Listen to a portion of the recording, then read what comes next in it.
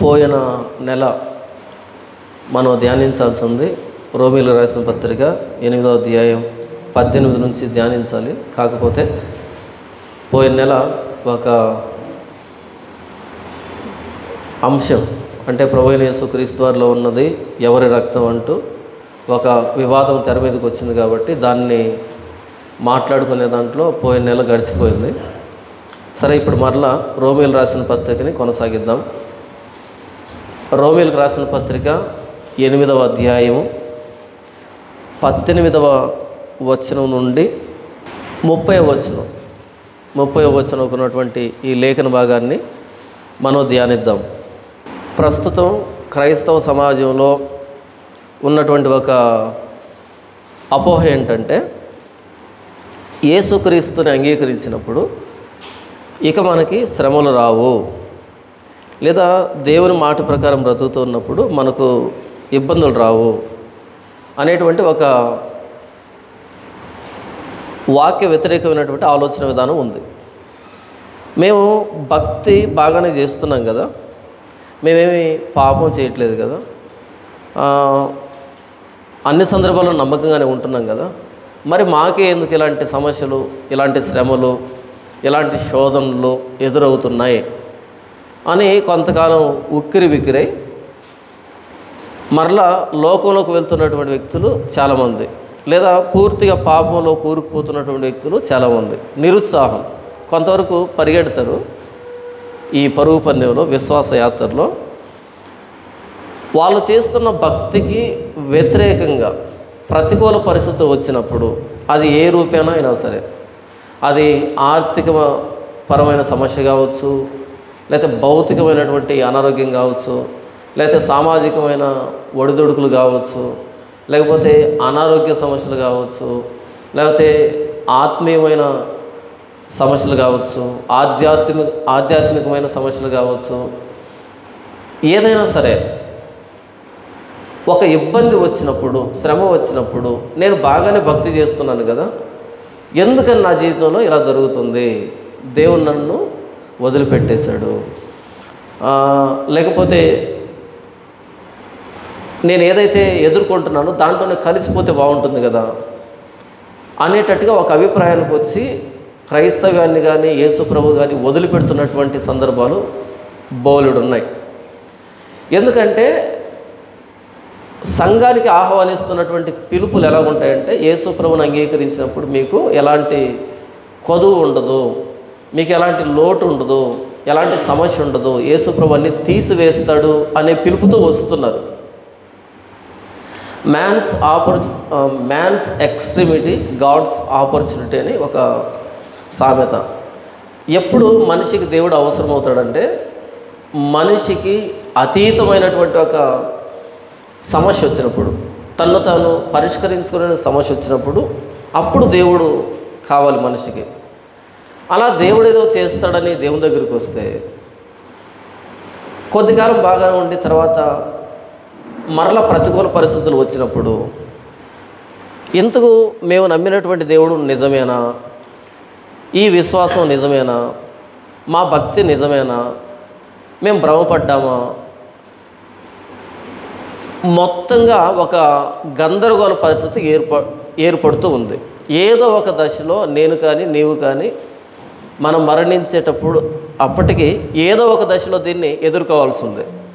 అది మానసికమైన ఒత్తిడి కావచ్చు, ఆధ్యాత్మికమైన శోధన కావచ్చు, భౌతికమైన అనారోగ్యం కావచ్చు, ఆర్థికపరమైన సమస్యలు కావచ్చు, సామాజికమైన ఒడిదుడుకులు కావచ్చు, ఏ విధానంలోనైనా సరే, అది కుటుంబ సమస్య కావచ్చు, బయట సమస్య కావచ్చు, మన విశ్వాస యాత్రలో మన విశ్వాసాన్ని మనకు మనం ప్రశ్నించుకునేటట్టుగా, సందేహించుకునేటట్టుగా సందర్భాలు వస్తాయి. కానీ మనం చర్చిలోకి అడుగుపెట్టింది యేసు ప్రభువుని నమ్ముకునే దేనికి అంటే, ఏదో సమస్యతోనే నమ్ముకున్నాం. కొద్దికాలం బాగా ఉండి మరలా దానికి మించిన సమస్యలు దాడి చేసినప్పుడు అప్పుడు మన విశ్వాసం అన్నది తొట్టుపడుతుంది, సమాధానం దొరకదు, ఎందుకు ఇలా అనిపిస్తుంది. దానికి అపోస్తలుడైన పౌలు సమాధానం చెబుతున్నాడు. రోమీయులకు రాసిన పత్రిక 8వ అధ్యాయం 18 నుండి మొదటి ఆ వచనం చదివినిపిస్తాను చూడండి. మన ఎడల ప్రత్యక్షము కాబో మహిమ ఎదుట ఇప్పటి కాలపు శ్రమలు ఎన్న తగినవి కావని ఎంచుచున్నాను. మన ఎడల ప్రత్యక్షం కాబోయే మహిమ ఎదుట ఇప్పటి కాలపు శ్రమలు అని అన్నాడు. శ్రమలు వస్తాయన్నాడా, రావు అన్నాడా? వస్తాయన్నాడా, రావు అన్నాడా? పొరపాటున వస్తాయా లేకపోతే ఖచ్చితంగా వస్తాయా? ఖచ్చితంగా వస్తాయా? ఖచ్చితంగా. విత్తువాడు విత్తనాలు తీసుకుని వెళ్ళి చల్లాడంట. కొన్ని విత్తనాలు ఎక్కడ పడ్డాయి? త్రోవ పక్కన పడ్డాయంట. కొన్ని రాతి నేలలో పడ్డాయి, కొన్ని ముళ్ళ పొదలు పడ్డాయి, కొన్ని మంచి నేలలో పడ్డాయి. త్రోవ పక్కన పడినవి వదిలిపెట్టేస్తే రాతి నేలలో పడినటువంటి విత్తనాన్ని గురించి యేసుప్రభు చెప్పినటువంటి భావం ఏంటంటే, వాళ్ళు వెంటనే మొలుస్తారు. అయితే లోపలికి వేరు లేదు కాబట్టి సూర్యుడు వచ్చినప్పుడు మాడిపోతారు, వాడిపోతారు. ఏంటి సూర్యుడు అంటే? వాక్యము నిమిత్తము శ్రమ అయినను హింస అయినను వచ్చినప్పుడు వాళ్ళు వెళ్ళిపోతారు. అంటే వాక్యము నిమిత్తం హింసా శ్రమ వస్తుందా? అదే సూర్యుడు ముండ్ల పొదల్లో పడినటువంటి విత్తనం మీద కూడా వచ్చాడు. అదే సూర్యుడు మంచి నేలలో పడినటువంటి విత్తనం మీద కూడా వచ్చాడు. అయితే మంచి నేలలో పడినటువంటి విత్తనం మీదకి సూర్యుడు వచ్చినప్పుడు కిరణజన్య సమయక్రియ జరిగి ఫలిస్తుంది అది. కానీ రాతి నేల పడినటువంటి విత్తనం మీదకి సూర్యుడు వచ్చినప్పుడు వేరు లేదు కాబట్టి ఎండిపోతుంది. సూర్యుడు రావాలి. సూర్యుడు అంటే శ్రమలు, శోధనలు, అవమానాలు, నిందలు, వ్యాధులు, బాధలు రావాలి, వస్తాయి, వచ్చి తీరుతాయి. మాకు ఇవన్నీ వద్దంటే చచ్చిపోవడమే పరిష్కారం. ఎందుకంటే శవానికి ఇలాంటివి ఏమి ఉండవు కదా. వారు పోయే పాతాల మందు నవ్వు కానీ ఏడుపు కానీ ఏమి ఉండదు అంటాడు. అంటే భూమి మీద జరిగే, అంటే మరలా ఏడ్చరా అని అంటారేమో. నేను మాట్లాడుతున్న సమాధి గురించి. పాతాళం అంటే, పాతాళం అనేది సమాధికి వాడబడింది, పాతాళం అనేది మరణాంతర లోకానికి వాడబడింది. ప్రసంగ గ్రంథంలో అంటాడు కదా, మన భూమి మీద చేసే పనులు వాళ్ళు చేయరు పాతాళంలో. అంటే సమాధిలో ఉన్న వాళ్ళు ఏ ఎమోషన్స్ ఉండవు, వాళ్ళకి ఏ ప్రతికూల పరిస్థితి ఉండదు. తగలబెడుతున్నా సరే ఎందుకు తగలబెడతామని అడగదు శవం. బ్రతికున్నాం కాబట్టి ఖచ్చితంగా వీటి ద్వారా వెళ్ళాలి. తల ఉన్నంతకాలం జలుబు చేస్తుందంట. తల ఉన్నంతకాలం ఏం చేస్తుంది? జలుబు చేస్తుంది. నాకు జలుబు వద్దంటే ఏం కావాలి? తల తీసి పక్కన పెడితే సరిపోయింది. దేవుడు సుఖదుఖాలని జతపరిచాడు అని జ్ఞాని అని సొలొమోను చెప్పాడు. ఈరోజు పాస్టర్లు కష్టం లేకుండా చేస్తాడు దేవుడు అని చెప్తున్నారు. సొలొమోను కంటే గొప్ప వాళ్ళం మనం కదా. సుఖాన్ని దుఃఖాన్ని జత చేసి పెట్టాడని జ్ఞాని చెబితే కాదు ఆ కష్టాన్ని లేకుండా యేసుప్రభు చేస్తాడు అంటున్నాడు అని చెప్తున్నారు ఈరోజు. అలాంటి వారికి ఆదరణ కూడా ఎక్కువ అవుతుంది. ప్రభువైన యేసుక్రీస్తు వారు అపోస్తలుని సువార్త పంపిస్తూ ఏమన్నాడు అంటే, నేను మిమ్మల్ని తోడేళ్ల మధ్యకు గొర్రె పిల్లలు పంపిస్తున్నాను అన్నాడు. గొర్రె పిల్లల మధ్యకి కొదమ సింహాల్లాగా పంపిస్తున్నాను అని మనం అపార్థం చేసుకున్నాం. యేసుప్రభు చెప్పిందంటే తోడేళ్ల మధ్యకు గొర్రె పిల్లల్ని పంపించేట్టుగా పంపిస్తున్నాను. ఇప్పుడు చెప్పండి, రిలేషన్ ఎలాగుంటుంది? చీల్చి చెండాడుతాయి ఎవరిని? గొర్రె పిల్లల్ని, తోడేళ్ళు. ఈ లోకంలోనికి క్రైస్తవుడు వచ్చినప్పుడు, లేదా ఈ లోకంలో క్రైస్తవుడు బ్రతుకుతున్నప్పుడు ప్రతికూల పరిస్థితులు ఉంటాయని యేసుప్రభు చెప్పాడు. వాక్యం నిమిత్తం శ్రమ హింస వస్తుందని యేసుప్రభు చెప్పాడు ఆయన ఉపమానంలో. వారు పచ్చి మానుకే ఇలాగో చేసిన ఎడల ఎండిన మానుకి ఇంకేం చేస్తారు అని అడిగాడు. పచ్చి మానైన యేసుప్రభుని సిలువకి ఎక్కిస్తే ఎండిపోయిన మానులు మనం, ఏ నీతి నిజాయితీ లేకుండా, ఏ పరిశుద్ధత లేకుండా ఎండిపోయినటువంటి వ్యక్తులు తొందరగా తగలబెట్టేస్తారు కదా. ఎందుకు ప్రభు మాకు ఈ శ్రమ, ఈ అవమానాలు అంటే, నన్ను బట్టి వీటన్నిటిని మీకు చేయుదురు. మీరు లోక సంబంధులు గారు, మిమ్మల్ని నేను లోకంలోంచి ఏర్పాటు చేస్తున్నాను కాబట్టి నన్ను బట్టి మీకు ఈ అవమానాలు నిందలు వస్తాయి అని అన్నాడు. ఏం చెప్తున్నాను అంటే, శ్రమ తప్పనిసరి, ఖచ్చితము. ఏదో ఒక దశలో ఖచ్చితంగా ఈ శ్రమ ద్వారా క్రైస్తవుడు రావాల్సిందే. ఎందుకు రోమీయులకు రాసిన పత్రిక 8:18 ఇప్పటి కాలపు శ్రమలు అని ప్రారంభిస్తున్నాడు అంటే, ఆయన మొదటి అధ్యాయం నుండి ఈ 8వ అధ్యాయము 17వ వచనం వరకు ఏం చెప్పాడు అంటే, యేసు ప్రభువులో ఉన్నటువంటి ఆ మహిమైశ్వర్యాన్ని గురించి వివరించాడు.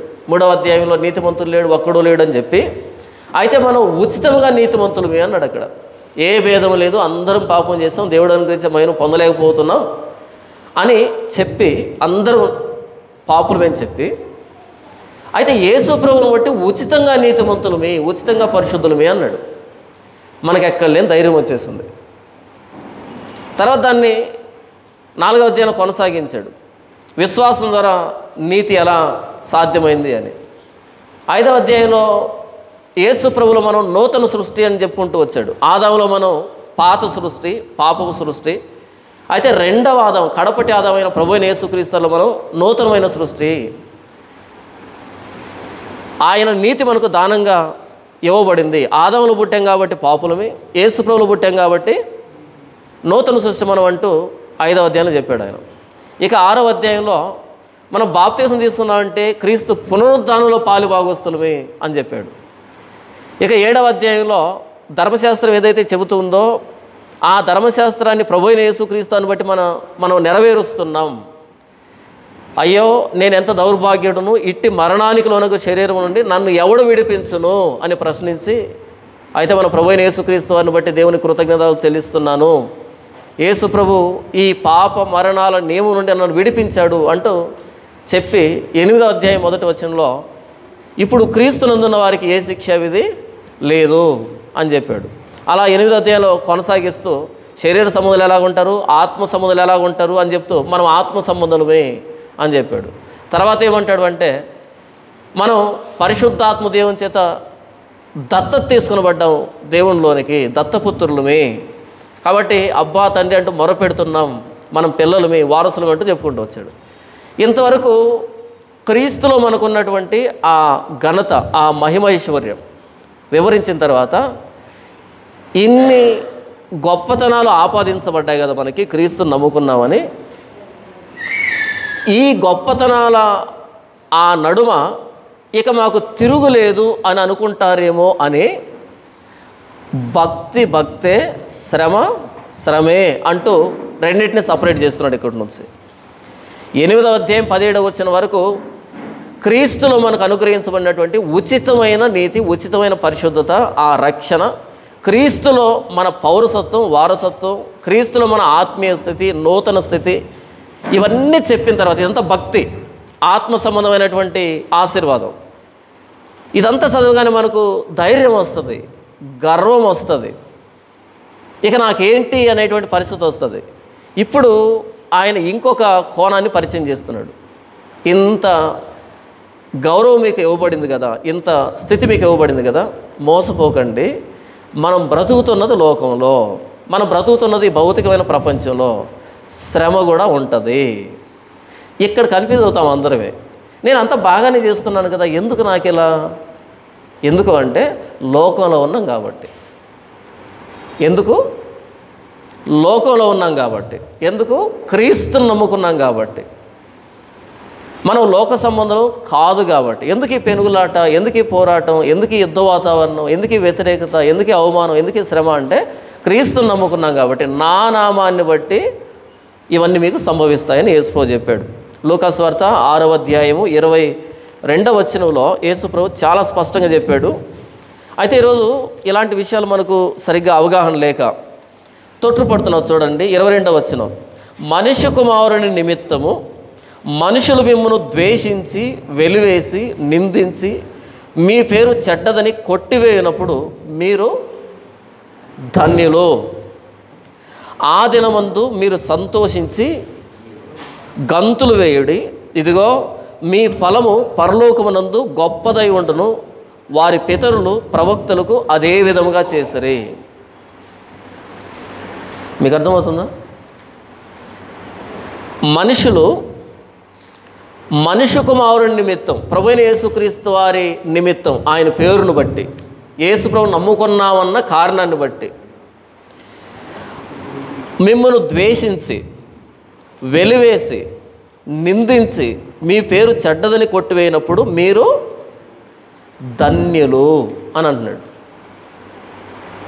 మన మీద దాడి జరిగిందనుకోండి, మనం ఏమనుకుంటాం? ఎందుకు ప్రభువా ఇలా అంటాం కదా? ఎందుకు జరిగింది ప్రభువా అంటాం. ఉపవాసం ఉండి ఏడుస్తాం, కన్నీళ్ళు పెట్టుకొని ఏడుస్తాం. నేను బాధపడద్దని చెప్పట్లేదు, భావోద్వేగాలు తప్పని చెప్పట్లేదు, ఏడవద్దని చెప్పట్లేదు, ప్రార్థించొద్దని చెప్పలేదు. కానీ ఒక గంభీరమైన విషయాన్ని అర్థం చేసుకుందామని చెప్తున్నాను. యేసు ప్రభు నాడు మీరు ధన్యులు. ఎందుకు ధన్యులు ప్రభు అంటే, ఆ దినమందు మీరు సంతోషించి గంతులు వేయండి. ఎందుకు గంతులు వేయాలంటే, ఇదిగో మీ ఫలము పరలోకమునందు గొప్పదై ఉండును, వారి పితరులు ప్రవక్తలకు అదే విధముగా చేసరి. ఇప్పుడు నేను విశ్వాసి జాబితాలో ఉన్నాను, యేసు ప్రభు నమ్ముకున్నాను. నేను ప్రవక్తల జాబితాలోకి వెళ్ళాలంటే ఏం చేయాలి? ఏముంది? ఫోటోషాపు చేసే దగ్గరికి వెళ్ళి అపోస్తలుడు, ప్రవక్త, డాక్టర్, రెవరెండ్, బిషప్, జాన్పాల్ అని రాసుకుంటే సరిపోయింది కదా? ఎవరు అడగరు కదా. ఉన్నారా ప్రవక్తలు ప్రస్తుతానికి? లేరా? బోల్డ్ అంతమంది ఉన్నారు హైదరాబాద్లో ప్రవక్తలు ఉన్నారు, అపోస్తలు ఉన్నారు, 62 22 బిషపులు అందరూ ఉన్నారు. అదే ముచ్చటో తెలియదు, పొట్టకొస్తే ఒక అక్షరం మొక్క తెలియదు, అన్ని బిరుదులు తగిలించుకుంటారు. సిగ్గు అనిపించద్దా? పేరు కాదు మన గురించి చెప్పేది కదా, బిరుదులు కాదు కదా చెప్పేది. మనం ఆయన నామం నిమిత్తం శ్రమ అనుభవించినప్పుడు ఎవరి జాబితాలోకి వెళ్తామంట? పూర్వమందు వారు ప్రవక్తలు కూడా అదే విధంగా చేశారు. ప్రవక్తల జాబితాలోకి వెళ్తాం. ఎప్పుడు? బిరుదు తగిలించుకున్నప్పుడు కాదు, తన్నులు తిన్నప్పుడు, హింసింపబడినప్పుడు, శోధించబడినప్పుడు, తరంబడినప్పుడు, నిందించబడినప్పుడు, చంపబడినప్పుడు. ఎందుకని? హేబేలు రక్తం మొదలుకొని బరకే కుమారుడైన జకర్యా రక్తం వరకు అందరి రక్తం ఒలికించబడింది. ఎవరు ఒలికించారంట? కాబట్టి ఆ జాబితాలోనికి ఇప్పుడు చనిపోయిన వాళ్ళంతా చెడ్డోళ్ళ? హేబేలు చెడ్డోడా లేకపోతే జకర్యా చెడ్డోడా? కానీ వాళ్ళు నెరసిన వెంట్రుకలతో సమాధికి వెళ్ళలే, రక్తంతో నానినటువంటి వెంట్రుకలతో సమాధికి వెళ్ళారు. ఈరోజు ఏదైనా దాడి జరిగితే వెంటనే క్రైస్తవ సంఘాలు వస్తున్నాయి ప్లకార్డులు పట్టుకొని. ఎందుకని? మేము కూడా ఉన్నామని గుర్తింపు కోసం, అంతే. ఏదో ఉద్ధరిద్దామని కాదు. మీకు అర్థమవుతుందా? ఎందుకు క్రైస్తవ సంఘాలు వచ్చాయి? క్రైస్తవాన్ని ఉద్ధరించడానికి కాదు, మేము కూడా ఉన్నామని ఉనికి కోసం. క్రీస్తు చెప్పింది ఏంటంటే, మీరు సంతోషించి గంతులు వేయండి, మీ ఫలం పరలోకమందు అధికమైంది. అయితే ఈరోజు మనం శ్రమ అనుభవిస్తుంది దేనికంటే, క్రీస్తును ప్రకటించి కాదు. క్రీస్తును ప్రకటించి శ్రమ వస్తే ధన్యులమే. క్రీస్తును ప్రకటించి కాదు ఈరోజు మనల్ని హింసిస్తున్నది, క్రీస్తును ప్రకటించకపోతే హింసిస్తున్నారు. ఇది కాదు క్రైస్తవ్యం అని. తేడా ఎక్కడికి వచ్చి చూస్తున్నారా? ఇప్పటి కాల శ్రమలు ఎన్న తగినవి కావు అని ఇక్కడి నుంచి శ్రమను పరిచయం చేస్తున్నాడు క్రైస్తవ్యానికి. మేము దేవుణ్ణి బాగానే సేవిస్తున్నాం కదా, మాకెందుకు ఈ శ్రమ అంటే, మీరు ఉన్నది లోకములో ఉన్నప్పుడు శ్రమ ఉంటుంది. మీ భక్తితో దానికి సంబంధం ఉండదు. ఎక్కువ మాట్లాడితే భక్తిగా ఉండేవాడికే శ్రమలు విస్తరిస్తాయి. ఎందుకంటే వాడు రాజీ పడడు. రాజీ పడినటువంటి భక్తి చేసే వ్యక్తులకే శ్రమలు విస్తరిస్తాయి. మన ఎడల ప్రత్యక్షం కాబో మహిమ ఎదుట. ఎందుకంటే మనం మహిమ కోసం ప్రయాసపడుతున్నాం కాబట్టి మనుషుల మెప్పును కోరుకోం, మనుషుల ప్రశంసలు కోరుకోం, మనుషుల స్వీకారాన్ని తిరస్కారాన్ని కోరుకోం. మహిమ కోసం ప్రయాసపడేటప్పుడు ఈ లోకంలో శ్రమల ద్వారానే వెళ్ళాలి. మన ఎడల ప్రత్యక్షము కాబో మహిమ ఎదుట ఇప్పటి కాలపు శ్రమలు ఎన్న తగినవి కావని ఎంచుతున్నాను. ఇంతవరకు శ్రమలు తప్పనిసరి, మహిమ పొందాలంటే శ్రమల ద్వారానే వెళ్ళాలి అనేదాన్ని చెప్పాను. ఇంతకీ శ్రమ ఎందుకు తప్పనిసరి అనంటే 19వ వచనం, దేవుని కుమారుల ప్రత్యక్షత కొరకు సృష్టి మిగుల ఆశతో తేరి చూస్తూ కనిపెట్టుచున్నది. ఏలైనగా సృష్టి నాశనమునకు లోనైన దాస్యములో నుండి విడిపింపబడి దేవుని పిల్లలు పొందబో మహిమ మహిమ గల స్వాతంత్రం పొందుదన నిరీక్షణ గలదై స్వేచ్ఛగా కాక దాని లోపరిచిన వాని మూలముగా వ్యర్థపరచబడెను. ఏం చెప్తున్నాడు అంటే, శ్రమలు దేవుని పిల్లలకు మాత్రమే కాదు, సృష్టి కూడా శ్రమ అనుభవిస్తుంది. శ్రమలు మనకే కాదు, ఎవరు అనుభవిస్తున్నారు శ్రమని? సృష్టి కూడా. ఏలయనగా సృష్టి నాశనమునకు లోనైన దాస్యములో నుండి విడిపించబడి దేవుని పిల్లలు పొందబో మహిమ గల స్వాతంత్రం పొందుదను నిరీక్షణ గలదై స్వేచ్ఛగా కాక దానిని లోపరిచిన వాని మూలంగా వ్యర్థపరచబడెను. ఎప్పుడు సృష్టి నాశనానికి లోనైంది? ఎప్పుడైతే ఆదాము పాపం చేశాడో అప్పుడు సృష్టి శపించబడింది. అప్పటి నుంచి మరణం వచ్చింది. ఏదైనా తోటలో జంతువులు మరణిస్తున్నాయి, ప్రకృతి వైపరీత్యాలు వస్తున్నాయి. అవునా? ఇర్మియా గ్రంథము 5వ అధ్యాయము 35వ వచనం ఒకసారి చూద్దాం. 5వ అధ్యాయం 35వ వచనం, 25వ వచనం. మీ దోషములు వాటి క్రమమును తప్పించెను, మీకు మేలు కలగకుండుటకు మీ పాపములే కారణము. మీ దోషములు వాటి క్రమమును తప్పించెను. క్రమము అంటే దేవుడు పెట్టినటువంటి ఆర్డర్ ఏదైతే ఉందో అది తప్పించబడింది. 24వ వచనం. వారు రండి, మన దేవుడైన యెహోవా యందు భయభక్తులు కలిగి ఉందము. ఆయనే తొలకరి వర్షమును కడవరి వర్షమును దాని దాని కాలమును కురిపించువాడు కదా. నిర్ణయించబడిన కోతకాలపు వారములను ఆయన మనకు రప్పించునని తమ మనసులో అనుకొనరు. మీ దోషములు వాటి క్రమమును తప్పించెను. తొలకరి వర్షం కానీ కడవరి వర్షం కానీ పంట కానీ ఈ సృష్టి క్రమాన్ని ఎవరు తప్పించారు అంటే మీ పాపాలు తప్పించాయి. ఎప్పటి నుంచి? ఏదేని తోట నుండి. ఎందుకు మనకు శ్రమ అంటే మనం లోకంలో ఉన్నాం. ఎందుకు మనకు శ్రమ అంటే లోకంలో పాపం ఉంది. శ్రమ మనకు మాత్రమే కాదు, శ్రమ సృష్టికి కూడా. సృష్టి కూడా దాస్యానికి లోబడింది. మొట్టమొదటి బలి ఏదైనా తోటలో జరిగింది, చర్మం చొక్కాయిలను వారికి తొడిగించడానికి. అప్పటి నుంచి జంతువులు చనిపోతూనే ఉన్నాయి, బలి అర్పించబడుతూనే ఉన్నాయి. 9వ అధ్యాయం వచ్చేటప్పటికి ఆహారంగా అప్పగించబడ్డాయి. ఎందుకు సృష్టి వ్యర్థపరచబడింది? ఎందుకు సృష్టి నాశనం అయిందంటే మీ పాపాన్ని బట్టి. మరి పాపపు లోకంలో ఉండి మాకు శ్రమ వద్దు అంటే ఎలా సాధ్యమవుతుంది? మనం ఉన్నది పాపపు లోకంలో. మనం అలా నడుచుకుంటూ వెళ్ళాం అనుకోండి, నడుచుకుంటూ వెళ్ళి మరలా ఇంటికి వచ్చామనుకోండి, ముఖం మీద మసి అంటుకుంటుంది, దుమ్ము అంటుకుంటుంది కదా, తలనొప్పి వచ్చినట్టు ఉంటుంది, అలసిపోతాం. అదేంటి మనం వాహనం వాడట్లేదు కదా, మనమేం ఫ్యాక్టరీలు పెట్టలేదు కదా, మనమేం కంపెనీలు స్థాపించలేదు కదా, మనకెందుకు ఆ వాసన అంతా, మనకెందుకు ఆ పొల్యూషన్ అంతా? సృష్టి నాశనానికి లోనైంది. నాశనానికి లోనైన సృష్టిలో మనం శ్రమ లేకుండా ఉంటామంటే కుదరదు. అందరి మీద ఆ ప్రభావం పడుతుంది అని చెప్తున్నాడు. 22వ వచనం. సృష్టి యావత్తు ఇది వరకు ఏకగ్రీవముగా మూలుగుచు. సృష్టి ఏం చేస్తుందంట? మూలుగుతుందంట. ఎప్పుడు మూలుగుతారు? నాశనానికి లోనై మూలుగుతుందంట. మనకు వినిపించట్లేదు కదా. మూలుగుచు ప్రసవ వేదన పడుచున్నదని ఎరుగుదము. ప్రసవ వేదన దేనికోసం? ప్రసవ వేదన దీంట్లో నుంచి విడుదల కోసం. దాన్నే యెషయా అంటాడు నూతన ఆకాశము నూతన భూమి. దాన్నే పేతురు అంటాడు నూతన ఆకాశం నూతన భూమి. దాన్నే యోహాన్ అంటాడు నూతన ఆకాశం నూతన భూమి. నూతన భూమి ఏంటి? పాత భూమికి ఏమైంది?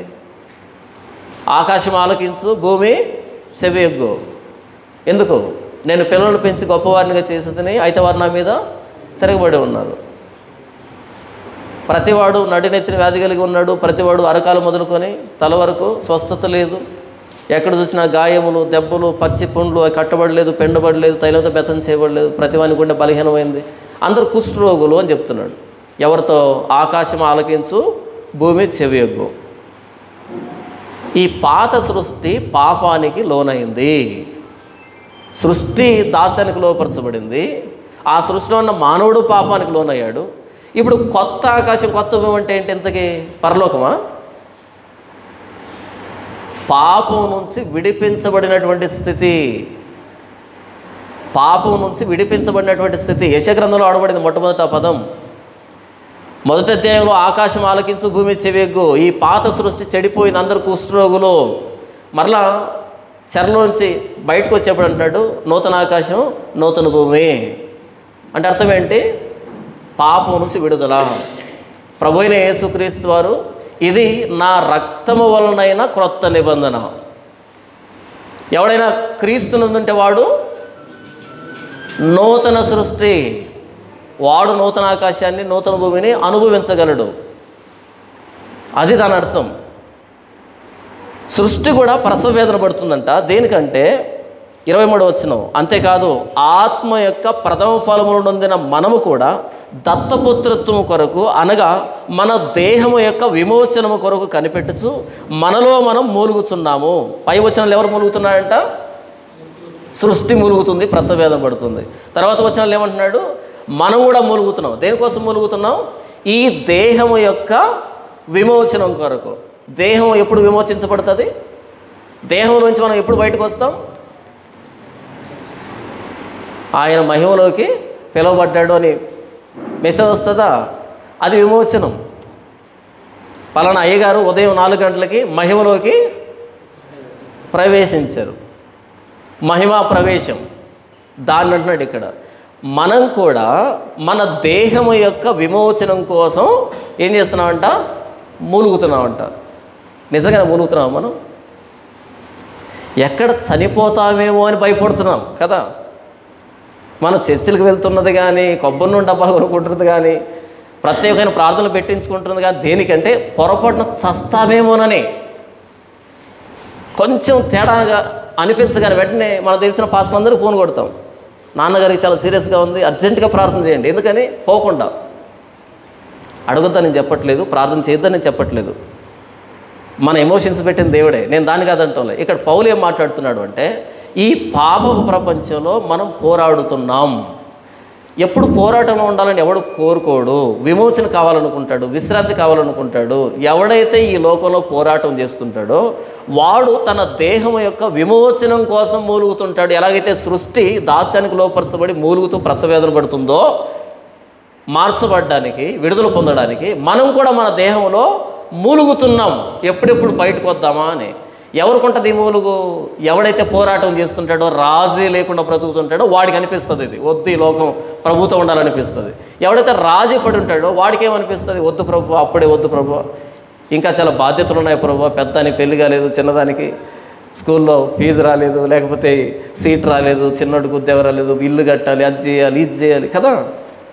ఇది ఎవరికి అంటే ప్రభు మహిమను అపేక్షిస్తూ ఈ లోకంలో రాజీ పడకుండా బ్రతికే వాళ్ళ శ్రమల గురించి మాట్లాడుతున్నాడు. రోమిలకు రాసిన పత్రిక అంటే క్రైస్తవుల్ని అతి క్రూరంగా హింసించింది ఎవరు? రోమ్. అక్కడ ఉన్నటువంటి క్రైస్తవులకి వాళ్ళకి ఎదురుగా కాబోతున్నటువంటి శ్రమలను ఉద్దేశించి మాట్లాడుతూ, ఈ శ్రమలు మనకు ప్రత్యక్షం కాబోయే మహిమతో పోల్చుకున్నప్పుడు ఎన్న తగినవి కావు, కంపేర్ చేయడానికి కూడా పనికిరావు, పోల్చడానికి కూడా పనికిరావు. అయితే ఇప్పుడు నొప్పి అనిపిస్తుంది, మీకు ఇబ్బంది అనిపిస్తుంది. ఆ మహిమను అర్థం చేసుకుంటే దీన్ని ఆ మహిమతో కనీసం పోల్చడానికి కూడా పనికిరావు. ఎంత శ్రమ అనుభవించానని. ఎప్పుడు అనుభవించాను శ్రమ నేను అని అనిపిస్తుంది మీకు అక్కడికి వెళ్ళిన తర్వాత. మనం పెట్టుబడి ₹1 పెట్టామనుకోండి, ఒక టికెట్, లాటరీ టికెట్ ₹1 పెట్టి కొన్నాం అనుకోండి. దానికి లాటరీ ₹1 తగిలింది అనుకోండి. పెట్టిందంత ₹100, తగిలింది ఎంత? ₹1. అరే నీకు ₹1 తగిలిందిరా, ఎంత పెట్టుబడి పెట్టావు, ఎంత కొన్నావు టికెట్ అంటే, నేను ₹100 పెట్టానంటావా? ₹100కి ₹1 ఏమైనా పోలిక ఉందా? పోల్చొచ్చా? ఇక్కడ ₹100 కూడా కొంచెం దానికి విలువ ఉంది. కానీ ఈ 60-70 సంవత్సరాల జీవిత కాలంలో మనం ఎదుర్కొనేటువంటి ఈ పరిస్థితులు, ప్రతికూల పరిస్థితులు, శాశ్వతమైనటువంటి యుగయుగాలు ఉండబోయేటువంటి ఆ మహిమతో పోల్చుకుంటే ఎప్పుడు అనుభవించాం మేము శ్రమ అనేటట్టుగా అనిపిస్తుంది. ఎందుకు శ్రమ? ఆ శ్రమ కూడా దేనికి అంటే పాపంలో బ్రతుకుతున్నాం కాబట్టి, లోకంలో బ్రతుకుతున్నాం కాబట్టి. ఇది మనకు మాత్రమే శ్రమ కాదు, మొత్తం సృష్టి ఏకగ్రీవంగా మూలుగుతుంది. చూడండి, చనిపోతున్నటువంటి జంతువుల ముఖాన్ని చూడండి, ఎందుకు చచ్చిపోతున్నాయి అవి? ఏమో వాటికి కూడా తెలియదు పాపం. మనం చేసినటువంటి పాపం, మానవుడు చేసిన పాపాన్ని బట్టి జంతు ప్రపంచం అంతరించిపోతుంది, వృక్ష ప్రపంచం అంతరించిపోతుంది, ప్రకృతి వనరులన్నీ అంతరించిపోతున్నాయి, కలుషితం అయిపోతున్నాయి. మొత్తం సృష్టి ఏకగ్రీవంగా మూలుగుతుంది, ప్రసవేదన పడుతుంది. మానవుడు చేసిన పాపాన్ని బట్టి, మనం చేసిన పాపాన్ని బట్టి అదే అంత ప్రసవేదన పడుతుంటే పాపం చేసినటువంటి మనకి శ్రమ రాదా? ఖచ్చితంగా వస్తుంది. సృష్టి మూలుగుతుంది, మనం మూలుగుతున్నాం. దీని గురించి కొరింథీయులకు రాసిన 2వ పత్రిక 5వ అధ్యాయంలో ఇంకా అద్భుతంగా మాట్లాడతాడు. అంటే ఈ శరీరం యొక్క విమోచనం గురించి మాట్లాడుతున్నాడు. చూడండి, 5వ అధ్యాయం 1వ వచనం నుంచి, భూమి మీద మన గుడారమైన నివాసము శిథిలమైపోయినను చేతి పని కాక దేవుని చేత కట్టబడినదియు నిత్యమైనదియునైన నివాసము పరలోకమందు మనకున్నదని ఎరుగుదము. మనము దిగంబరులం కాక వస్త్రము ధరించుకునే వారముగా కనబడదాము. కాబట్టి పరలోకం నుండి వచ్చు నివాసము దీనిపైన ధరించుకొని అపేక్షించు దీనిలో మూలుగుచున్నాం. మరలా శరీరాన్ని గురించి మాట్లాడుతున్నాడు. మూడో వచనం, ఈ గుడారంలో ఉన్న మనము భారం మోసుకొని మూలుగుచున్నాము. ఇది తీసివేయవలనని కాదు కానీ మర్త్యమైనది జీవము చేత మృంగివేయబడినట్లు ఆ నివాసమును దీనిపైన ధరించుకొని కోరుచున్నాము. దీని నిమిత్తం మనల్ని సిద్ధపరిచిన వాడు దేవుడే, మరియు ఆయన తన ఆత్మను సంచకరువును మనకు అనుగ్రహించి ఉన్నాడు. వెలిచూపు వలన కాక విశ్వాసం వలన నడుచుకొనుచున్నాము. కనుక ఈ దేహములో నివసించుచున్నంత కాలము ప్రభువునకు దూరముగా ఉన్నామని ఎరిగి ఉండి ఎల్లప్పుడూ ధైర్యము గలవారమై ఉన్నాము. ఇట్లు ధైర్యము కలిగి ఈ దేహమును విడిచిపెట్టి ప్రభువునతో నివసించుటకు ఇష్టపడుచున్నాము. ఏమంటున్నాడు? మనం దేహంలో ఉన్నామంటే ప్రభువుకు దూరంగా ఉన్నాం అని భయపడకండి, అధైర్యపడకండి అంటున్నాడు. ఇంకొకసారి చూడండి, 7వ వచనం, కనుక ఈ దేహములో నివసించుచున్నంత కాలం, అంటే బ్రతికున్నంత కాలం ప్రభువునకు దూరముగా ఉన్నామని ఎరిగి ఉండి ఎల్లప్పుడూ ధైర్యం గలవారమై ఉన్నాము. ధైర్యాన్ని కోల్పోకండి, ధైర్యం పెట్టుకుందాం. ఎందుకంటే ప్రభువుకు దూరంగా ఉన్నామని శరీరంలో ఉన్నాం కాబట్టి అధైర్యపడకండి. అయితే మనతో పాటు పరిశుద్ధాత్మ దేవుడు సంచకరువుగా అనుగ్రహించబడ్డాడు. మనకి దేవుడు మనలో నివసిస్తున్నాడు కాబట్టి మనం దేవునికి దూరంగా లేము అని చెప్తున్నాడు. మొదటి శతాబ్దపు క్రైస్తవులకి వాళ్ళ నిరీక్షణకి మన నిరీక్షణకి ఎంత తేడా చూడండి.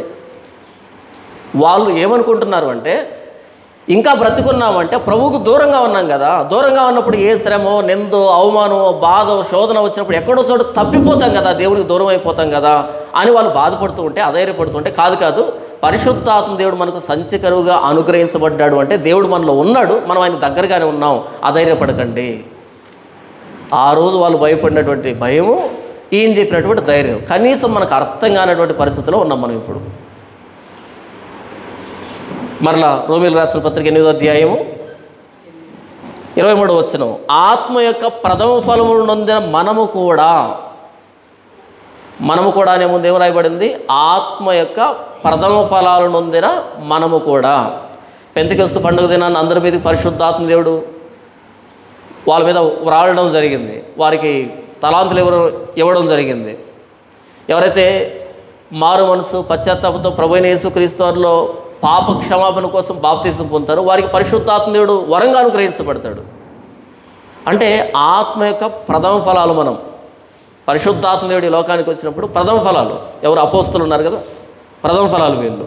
మనం కూడా ఫలాలమే, ఆత్మ యొక్క ఫలాలమే. పరిశుద్ధాత్మ దేవుడు ఉన్నాడు, నాలో పరిశుద్ధాత్మ దేవుడు ఉన్నాడని నాకు శ్రమలు రావు, అది భ్రమ అంటున్నాడు. చూడండి, అంతేకాదు ఆత్మ యొక్క ప్రథమ ఫలములు నొందిన మనము కూడా ఆత్మ యొక్క ప్రథమ ఫలాలు నొందాము అనే ధైర్యం కాదు, మనం కూడా దత్తపుత్రత్వము కొరకు అనగా మన దేహము యొక్క విమోచనము కొరకు కనిపెట్టుచు మనలో మనం మూలుగుచున్నాం.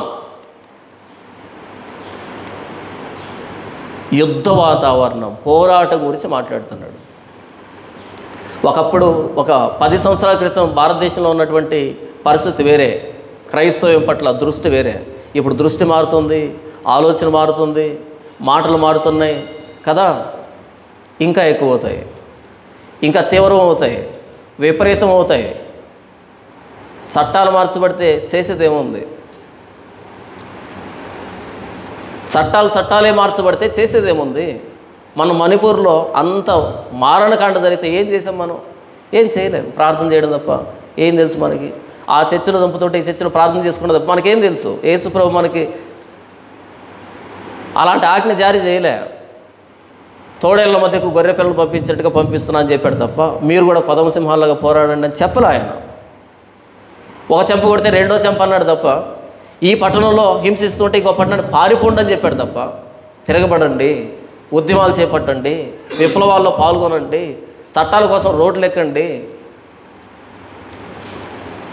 తెగించండి, ఇలాంటి మాటలు యేసు చెప్పలేదు. కాబట్టి చట్టాలు మార్చబడినా, హింస చెలరేగినా మనం చేసేది ఏమీ లేదు, చంపుతూ ఉంటే చావడం తప్ప కదా.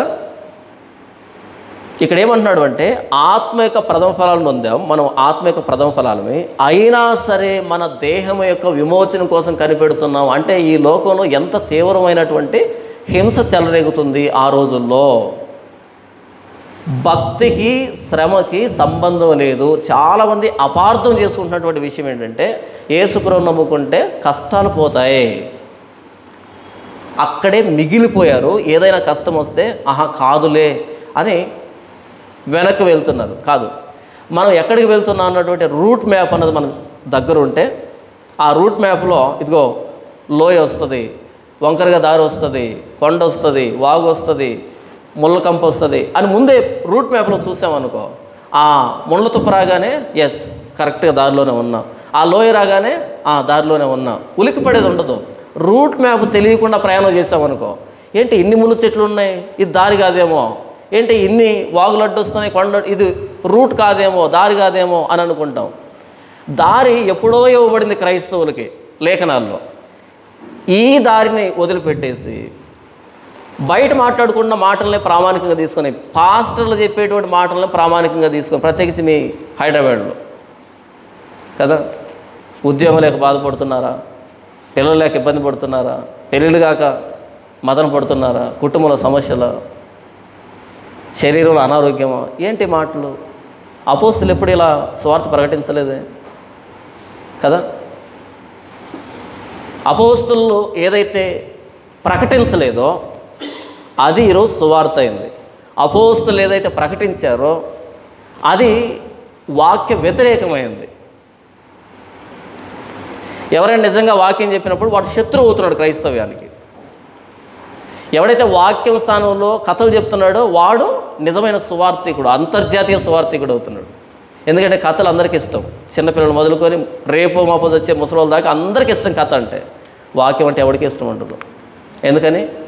నా వాక్యం అగ్ని వంటిది కాదా, బండను బద్దలు చేయు సుత్తి వంటిది కాదా. ప్రారంభ సంఘం వారి దేహం యొక్క విమోచనం కోసం కనిపెట్టుకున్నారు అంటే, ఎప్పుడెప్పుడు బయటకు వస్తామా, ఎప్పుడెప్పుడు ప్రభు దగ్గరికి వెళ్తామా అని కనిపెట్టుకున్నారు అంటే, ఈ లోకం వారికి యోగ్యమైనది కాదు. అట్టి వారికి లోకము యోగ్యమైనది కాదు. గొర్రె చర్మాలు, మేక చర్మాలు వేసుకొని కొండల్లోనూ సొరంగాలను గుహలను తిరుగులాడుతూ సంచరించారు. అట్టి వారికి లోకము యోగ్యమైనది కాదు. అలాంటి వారిని గురించి మాట్లాడుతున్నాడు. ఈరోజు ఏదైనా ఒక చిన్న సమస్య వస్తే విశ్వాసాన్ని శంకించేంత పరిస్థితి, యేసు ప్రభునే శంకించేంత పరిస్థితి. ప్రభా ఏ కష్టం రాకుండా నన్ను చూసుకుంటానని వాగ్దానం చేశావు కదా ప్రభా అని అంటున్నావు. ఎప్పుడు, ఎక్కడ? ప్రభా నాకు ఇచ్చిన వాగ్దానం ఏంటి ప్రభా, నువ్వు అసలు ఎప్పుడు ఇచ్చాడు ఆయన కదా. ఏదైనా కష్టం రాగానే ఆ పేపర్ ఒకటి తీసుకొని ఇలా పెట్టుకొని వలవల ఏడ్చి, నువ్వు ఇచ్చిన వాగ్దానం ఎందుకు ప్రభువా, నా జీవితంలో జరుగుతుంది ఎందుకు ప్రభువా, నీకు వినబడట్లేగా, పైనుంచి శబ్దం వినబడితే నేను ఎప్పుడు ఇచ్చాను, అది నేను ఎప్పుడు ఇచ్చాను, నేనెప్పుడు చెప్పాను నీకు, అది నిశ్చయంగా నేను నిన్ను అభివృద్ధి చేస్తానని చెప్పావు కదా ప్రభువా. ఎప్పుడు, ఎవరితో, ఎక్కడ? ఏది పాత నిబంధనో తెలియదు, ఏది కొత్త నిబంధనో తెలియదు. పాత నిబంధన దీవెన ఏంటో తెలియదు, కొత్త నిబంధన దీవెన ఏంటో తెలియదు. మనుషులు పెట్టిన పద్ధతులు, ఆచారాలు, వాళ్ళు చెప్పినటువంటి వాటిని ప్రామాణికంగా తీసుకొని ఏదైనా సమస్య రాగానే మరలా వెనక్కి వెళ్తున్నటువంటి వాళ్ళు అనేక మంది. ఇది నిజమైన క్రైస్తవ్యం. 24వ వచనం, ఏలైనగా మనము నిరీక్షణ కలిగిన వారమై రక్షించబడితేమే. ఇంతవరకు ఏం చెప్పాడు? శ్రమలు గూర్చి, శ్రమలో మూలుగును గూర్చి, శ్రమలో విడుదల కోసం సృష్టి కానీ పరిశుద్ధాత్మను పొందుకున్నటువంటి మనం కానీ ఎలా మూలుగుతున్నామో అని చెప్పాడు. ఇప్పుడు ఏమంటున్నాడు అంటే ఆ శ్రమలో మనకు ధైర్యాన్ని ఇచ్చేది ఏంటి? శ్రమలో ధైర్యాన్ని ఇచ్చేది ఏంటి? చూడండి, 24వ వచనం, ఏలైనగా మనము నిరీక్షణ కలిగిన వారమై రక్షించబడితిమి. నిరీక్షింపబడినది కనబడినప్పుడు నిరీక్షణతో పని ఉండదు. తాను చూచుచున్న దాని వరకు ఎవడు నిరీక్షించును? మనము చూడని దాని కొరకు నిరీక్షించిన ఎడల ఓపికతో దాని కొరకు కనిపెట్టుదుము. నిరీక్షణ అంటే కనబడేదాన్ని వెతకడం కాదు, కనబడని దాన్ని స్పష్టంగా చూసేదాన్ని నిరీక్షణ అంటారు. కనబడితే నిరీక్షణ ఎందుకంటాం? మనము ఎలా రక్షించబడ్డామంటే నిరీక్షణ కలిగిన వారమై రక్షించబడ్డాం. నిరీక్షణ అంటే కనబడుంది. చాలామంది అంటూ ఉంటారు, ఎక్కడుందన్న పరలోకం అని. కనబడితే నిరీక్షణ అంటారు దాన్ని, కనబడితే అది భౌతికమైంది అంటారు. ఏలైనగా మనం నిరీక్షణ కలిగిన వారమై రక్షింపబడితే, నిరీక్షింపబడినది కనబడినప్పుడు నిరీక్షణతో పని ఉండదు. మన సమాధానాలు కానీ, మన పరిష్కారాలు కానీ, మన ఉపశమనం కానీ కంటికి కనబడనప్పుడు అది ఉందని దృఢంగా నమ్మేదాన్ని నిరీక్షణ అంటారు. మన రీజనింగ్ ఆగిపోయిన దగ్గర నుంచి నిరీక్షణ చూస్తుంది, నిరీక్షణ ఆలోచిస్తుంది. క్రైస్తవుడు అంటే నిరీక్షణ కలిగిన వాడు. ఈరోజు క్రైస్తవులకు ఏమీ లేదు, నిరీక్షణ అని పేరు పెట్టుకుంటాం కానీ నిరీక్షణ ఏంటో తెలియదు కదా. కనబడే దానికోసం మనం మాట్లాడుకుంటూ ఉంటే అది నిరీక్షణ కాదు. తాను చూచుచున్న దాని కొరకు ఎవడు నిరీక్షించును ప్రశ్న. కనబడితే నిరీక్షణ కాదు, అది కనబడనటువంటిది నిరీక్షణ. మనము చూడని దాని కొరకు నిరీక్షించిన ఎడల ఓపికతో దాని కొరకు కనిపెట్టుదాము. నిరీక్షణ ఏముంటుందంట? ఓపిక. శ్రమ మీద శ్రమ వస్తూ ఉంటుంది, నింద మీద నింద వస్తూ ఉంటుంది, ఇబ్బందులు, సమస్యలు ఒకటి పోతే ఒకటి దాడి చేస్తూనే ఉంటాయి. అప్పుడు ధైర్యాన్ని ఇచ్చేది ఎవరు? నిరీక్షణ ఉంది. ఒకరోజు నాకు ఉంది. ఆ నిరీక్షణ ఈ ప్రస్తుత కష్టాల్లో మనకు ధైర్యాన్ని ఇస్తుంది అని చెప్తున్నాడు. విమోచించబడే అంతవరకు, మనం చనిపోయేంత వరకు, విడుదల పొందేంత వరకు ధైర్యాన్ని ఇచ్చేది ఎవరంటే నిరీక్షణ, హోప్. ఇప్పుడు ఇంకో భాగంలోకి ప్రవేశిస్తున్నాడు. పైన ఏం చెప్పాడు? సృష్టి మూలుగుతుందని చెప్పాడు. రెండోదిగా ఏం చెప్పాడు? మనం కూడా మూలుగుతున్నాం అని చెప్పాడు. ఇప్పుడు ఎవరు మూలుగుతున్నారో చూద్దాం. అటువలే ఆత్మయు మన బలహీనతను చూచి సహాయం చేయుచున్నాడు. ఏలైనగా మనం యుక్తముగా ఎలాగూ ప్రార్థన చేయవలనో మనకు తెలియదు, కానీ ఉచ్చరింప శక్యము కాని మూలుగులతో ఆ ఆత్మ తానే మన పక్షముగా విజ్ఞాపనం చేయుచున్నాడు. మరియు హృదయములను పరిశోధించువాడు ఆత్మ యొక్క మనసు ఏదో ఎరుగును. ఏలైనగా ఆయన దేవుని చిత్త ప్రకారం పరిశుద్ధుల కొరకు విజ్ఞాపనం చేయుచున్నాడు. దేవుని ప్రేమించు వారికి, అనగా ఆయన సంకల్పం చొప్పున పిలువబడిన వారికి మేలు కలుగుటకై సమస్తమును సమకూడి జరుగుతును అని ఎరుగుదము. ఇక్కడ ఏం మాట్లాడుతున్నాడంటే ఆత్మ కూడా చూడండి 26వ వచనంలో ఉచ్చరింప శక్యము కాని మూలుగులతో. ఎవరు మూలుగుతున్నారంట? పరిశుద్ధాత్మ దేవుడు కూడా మూలుగుతున్నాడంట. ఎందుకు మూలుగుతున్నాడు ఈయన? మన దేహం యొక్క విమోచన కోసం మనం మూలుగుతున్నామే. ఈ ఉక్కిరి విక్కిరిలో ఎందుకు ప్రార్థన చేయాలో, ఏమని ప్రార్థన చేయాలో, ఎంతకాలం ప్రార్థన చేయాలో, దేనికోసం ఎదురు చూడాలో తెలియనటువంటి ఆ సందిగ్ధంలో మన లోపల నుంచి పరిశుద్ధాత్మ దేవుడు మూలుగుతున్నాడంట. ఎందుకంటే ఆయనకు మనమేంటో తెలుసు, దేవుడేంటో తెలుసు, ఇద్దరు తెలుసు. కాబట్టి నేను ఏదైతే వ్యక్తీకరించలేకపోతున్నాను ఆయనకి, దాన్ని ఆయన వ్యక్తీకరిస్తున్నాడు ఉచ్చరింప శక్యం కాని మూలుగులతో. ఏం చెప్తున్నాడు అంటే, మీరు ఒంటరిగా మీరు శ్రమ పడటంలే, ఒంటరిగా మీరు ఇబ్బంది పడటంలే, ఒంటరిగా కష్టాన్ని అనుభవించట్లే. మీలో పరిశుద్ధాత్మ దేవుడు మీ పక్షాన మీకోసం ఉచ్చరింప శక్యం కాని మూలుగులతో దేవుడికి విజ్ఞాపన చేస్తున్నాడు. ఎంత ధైర్యం కదా! శ్రమలో ఉన్నటువంటి క్రైస్తవులకి ఇదంతా రాజీ పడినటువంటి వాళ్ళకి అర్థం కాని విషయం ఇది. ఎవరైతే శ్రమల ద్వారా వెళ్తూ ఏం జరుగుతుందో తెలియక హింసలు, నిందలు, ఏదైనా సరే, విశ్వాసం మీద దాడి చేసే ఏదైనా సరే, ఒకడిని భౌతికంగా కొడితేనే వాడికి శ్రమ అనిపిస్తుంది, ఒకడికి మానసికంగా శ్రమ అనిపిస్తుంది, ఒకడికి ఆర్థికంగా శ్రమ అనిపించవచ్చు, ఒకడికి కుటుంబ పరంగా, ఒకడికి సామాజిక పరంగా రకరకాల దాడులు ఉంటాయి. ఒక్కొక్కడు ఒక్కో విధానంలో లోబడతాడు, ఒక్కో విధానానికి మోకరిస్తాడు. ఉదాహరణకి దావీదు పాపం చేశాడు. దావీదు పాపం చేస్తే దేవుడు దావీదు మీదకి రోగాన్ని ఇచ్చాడా? ఏం చేశాడు? బిడ్డ చనిపోయాడు. దావీదు వీరుడు, సింహపు గుండె కలిగినటువంటి వీరుడు. ఆరుమూల జానెడెత్తు గొల్లియాతు ఎదురుగా నిలబడితే ఎలా చూశాడు ఆ వ్యక్తిని? కుక్కను చూసినట్టు చూశాడు. సున్న తెలియని ఫిలిష్తీయుడు, జీవం కలిగిన దేవుని ప్రజలను దూషించడానికి ఎవడో అని కుక్కను చూసినట్టు చూశాడు. అలాంటి వీరుడు ఆయన కొడితే తట్టుకోగలడు, ఆయనకు రోగం వస్తే భరించగలడు. కానీ ఎమోషనల్గా ఆయన చాలా వీక్ పర్సన్, ఎమోషనల్గా చాలా వీక్. ఆయన బిడ్డ మీద దెబ్బ పడితే 7 రోజులు లేవలే ప్రార్థనలో, ప్రభువా బ్రతికించు బ్రతికించు. అదే కొట్టుంటే కనుక భరించగలడు. ఆయన భౌతికమైన దెబ్బ తట్టుకోగలడు కాబట్టి భౌతికం కొట్టలే ఆయన్ని. ఒక్కొక్కడిది ఒక్కో బలం, ఒక్కో బలహీనత ఉంటుంది.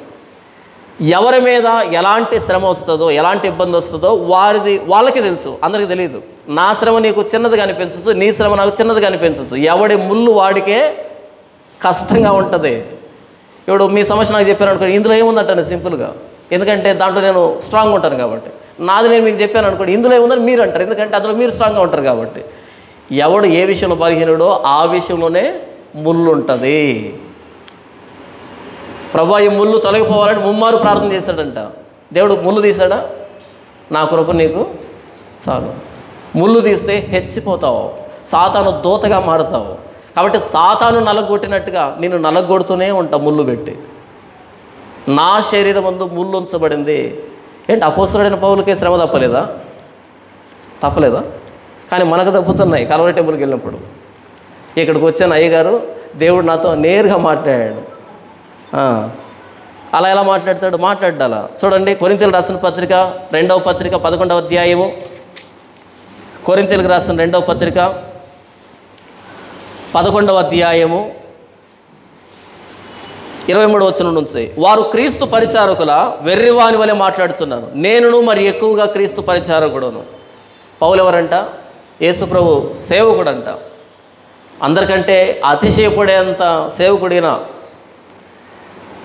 నేను మరి ఎక్కువగా క్రీస్తు పరిచారకుడును, మరి విశేషముగా ప్రయాసపడుతుని, మరి అనేక పర్యాయములు చెరసాల్లో ఉంటుని, అపరిమితముగా దెబ్బలు తింటుని, అనేక మార్లు ప్రాణాపాయములు ఉంటున్నాయి, యోధుల చేత 5 మార్లు 1 తక్కువ 4 దెబ్బలు తింటున్నాయి, 3 మారు పెత్తములతో కొట్టబడుతున్నాయి, 1 సారి రాళ్ళతో కొట్టబడుతున్నాయి, 3 మారు ఓడ పగిలి శ్రమ పడుతున్నాయి, 1 రాత్రింబవులు సముద్రంలో గడిపితున్నాయి, అనేక పర్యాయములు ప్రయాణముల్లోనూ, నదుల వలనైన ఆపదల్లోనూ, దొంగల వలనైన ఆపదల్లోనూ, నా స్వజనుల వలనైన ఆపదల్లోనూ, అన్ని జనుల వలన ఆపదల్లోనూ, పట్టణముల ఆపదల్లోనూ, అరణ్యముల ఆపదల్లోనూ, సముద్రముల ఆపదల్లోనూ, కపట సహోదరుల వలన ఆపదల్లోనూ, ప్రయాసముతోనూ కష్టముతోనూ, తరచుగా జాగరణములతోనూ, ఆకలి దప్పులతోనూ, తరచుగా ఉపవాసములతోనూ, చలితోనూ, దిగంబరత్వంతోనూ ఉంటేనే ఇంకనూ చెప్పవలసినవే అనేకములు ఉన్నాయి.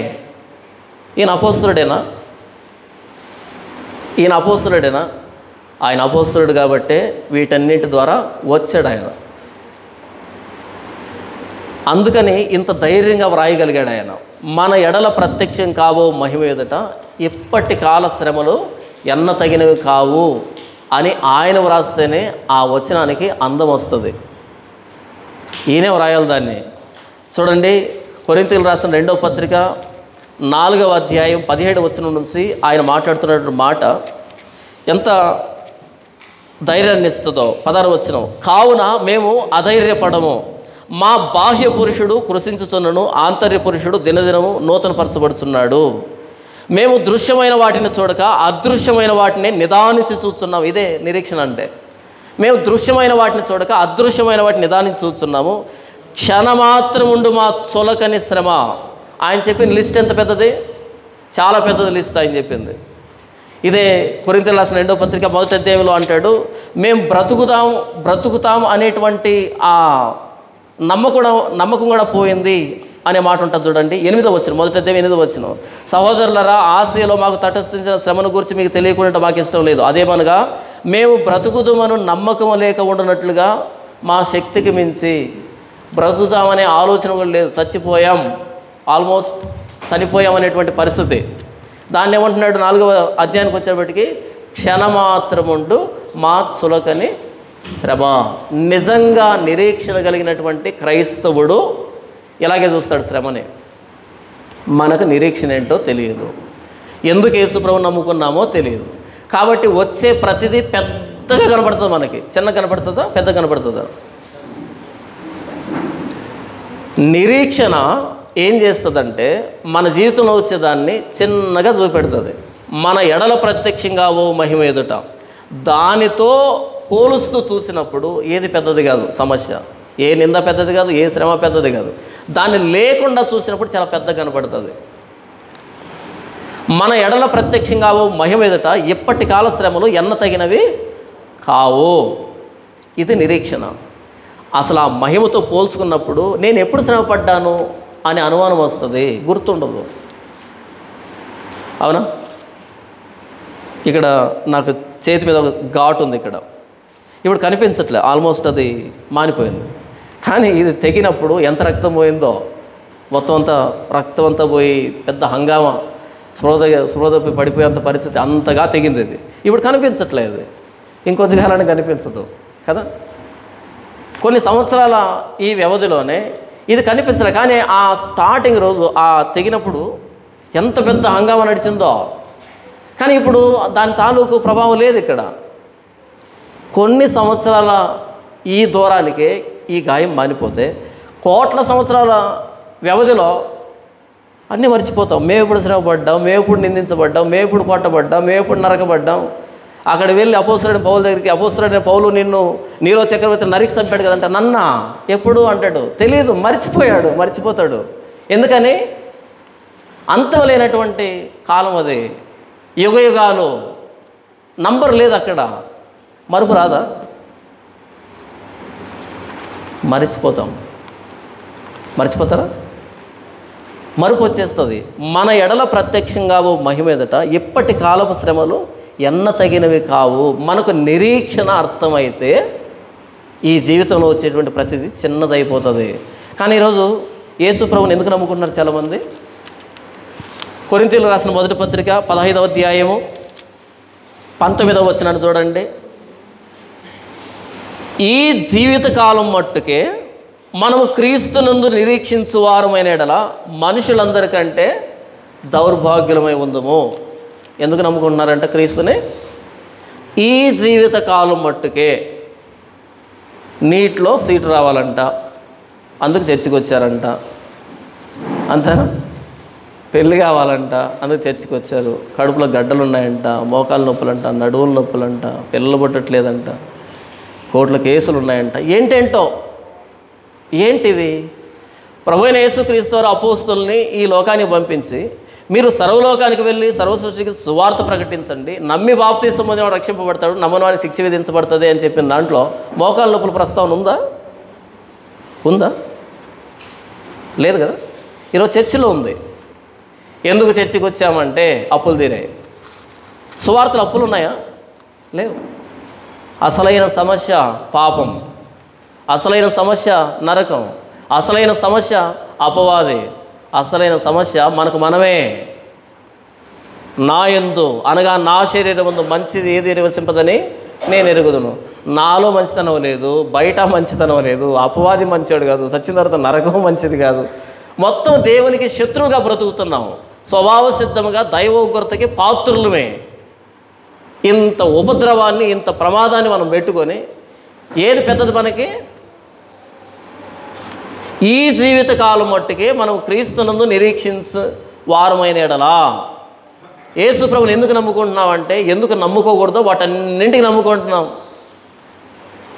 యేసు ప్రభు గురించి ప్రకటించే ప్రకటనలో పాపక్షమాపణకు సంబంధించి, ప్రాయశ్చిత్తానికి సంబంధించి యేసు ప్రభు ఎందుకు ప్రాణం పెట్టాడో లేదు, మొరటతనం కనిపిస్తూ ఉంది.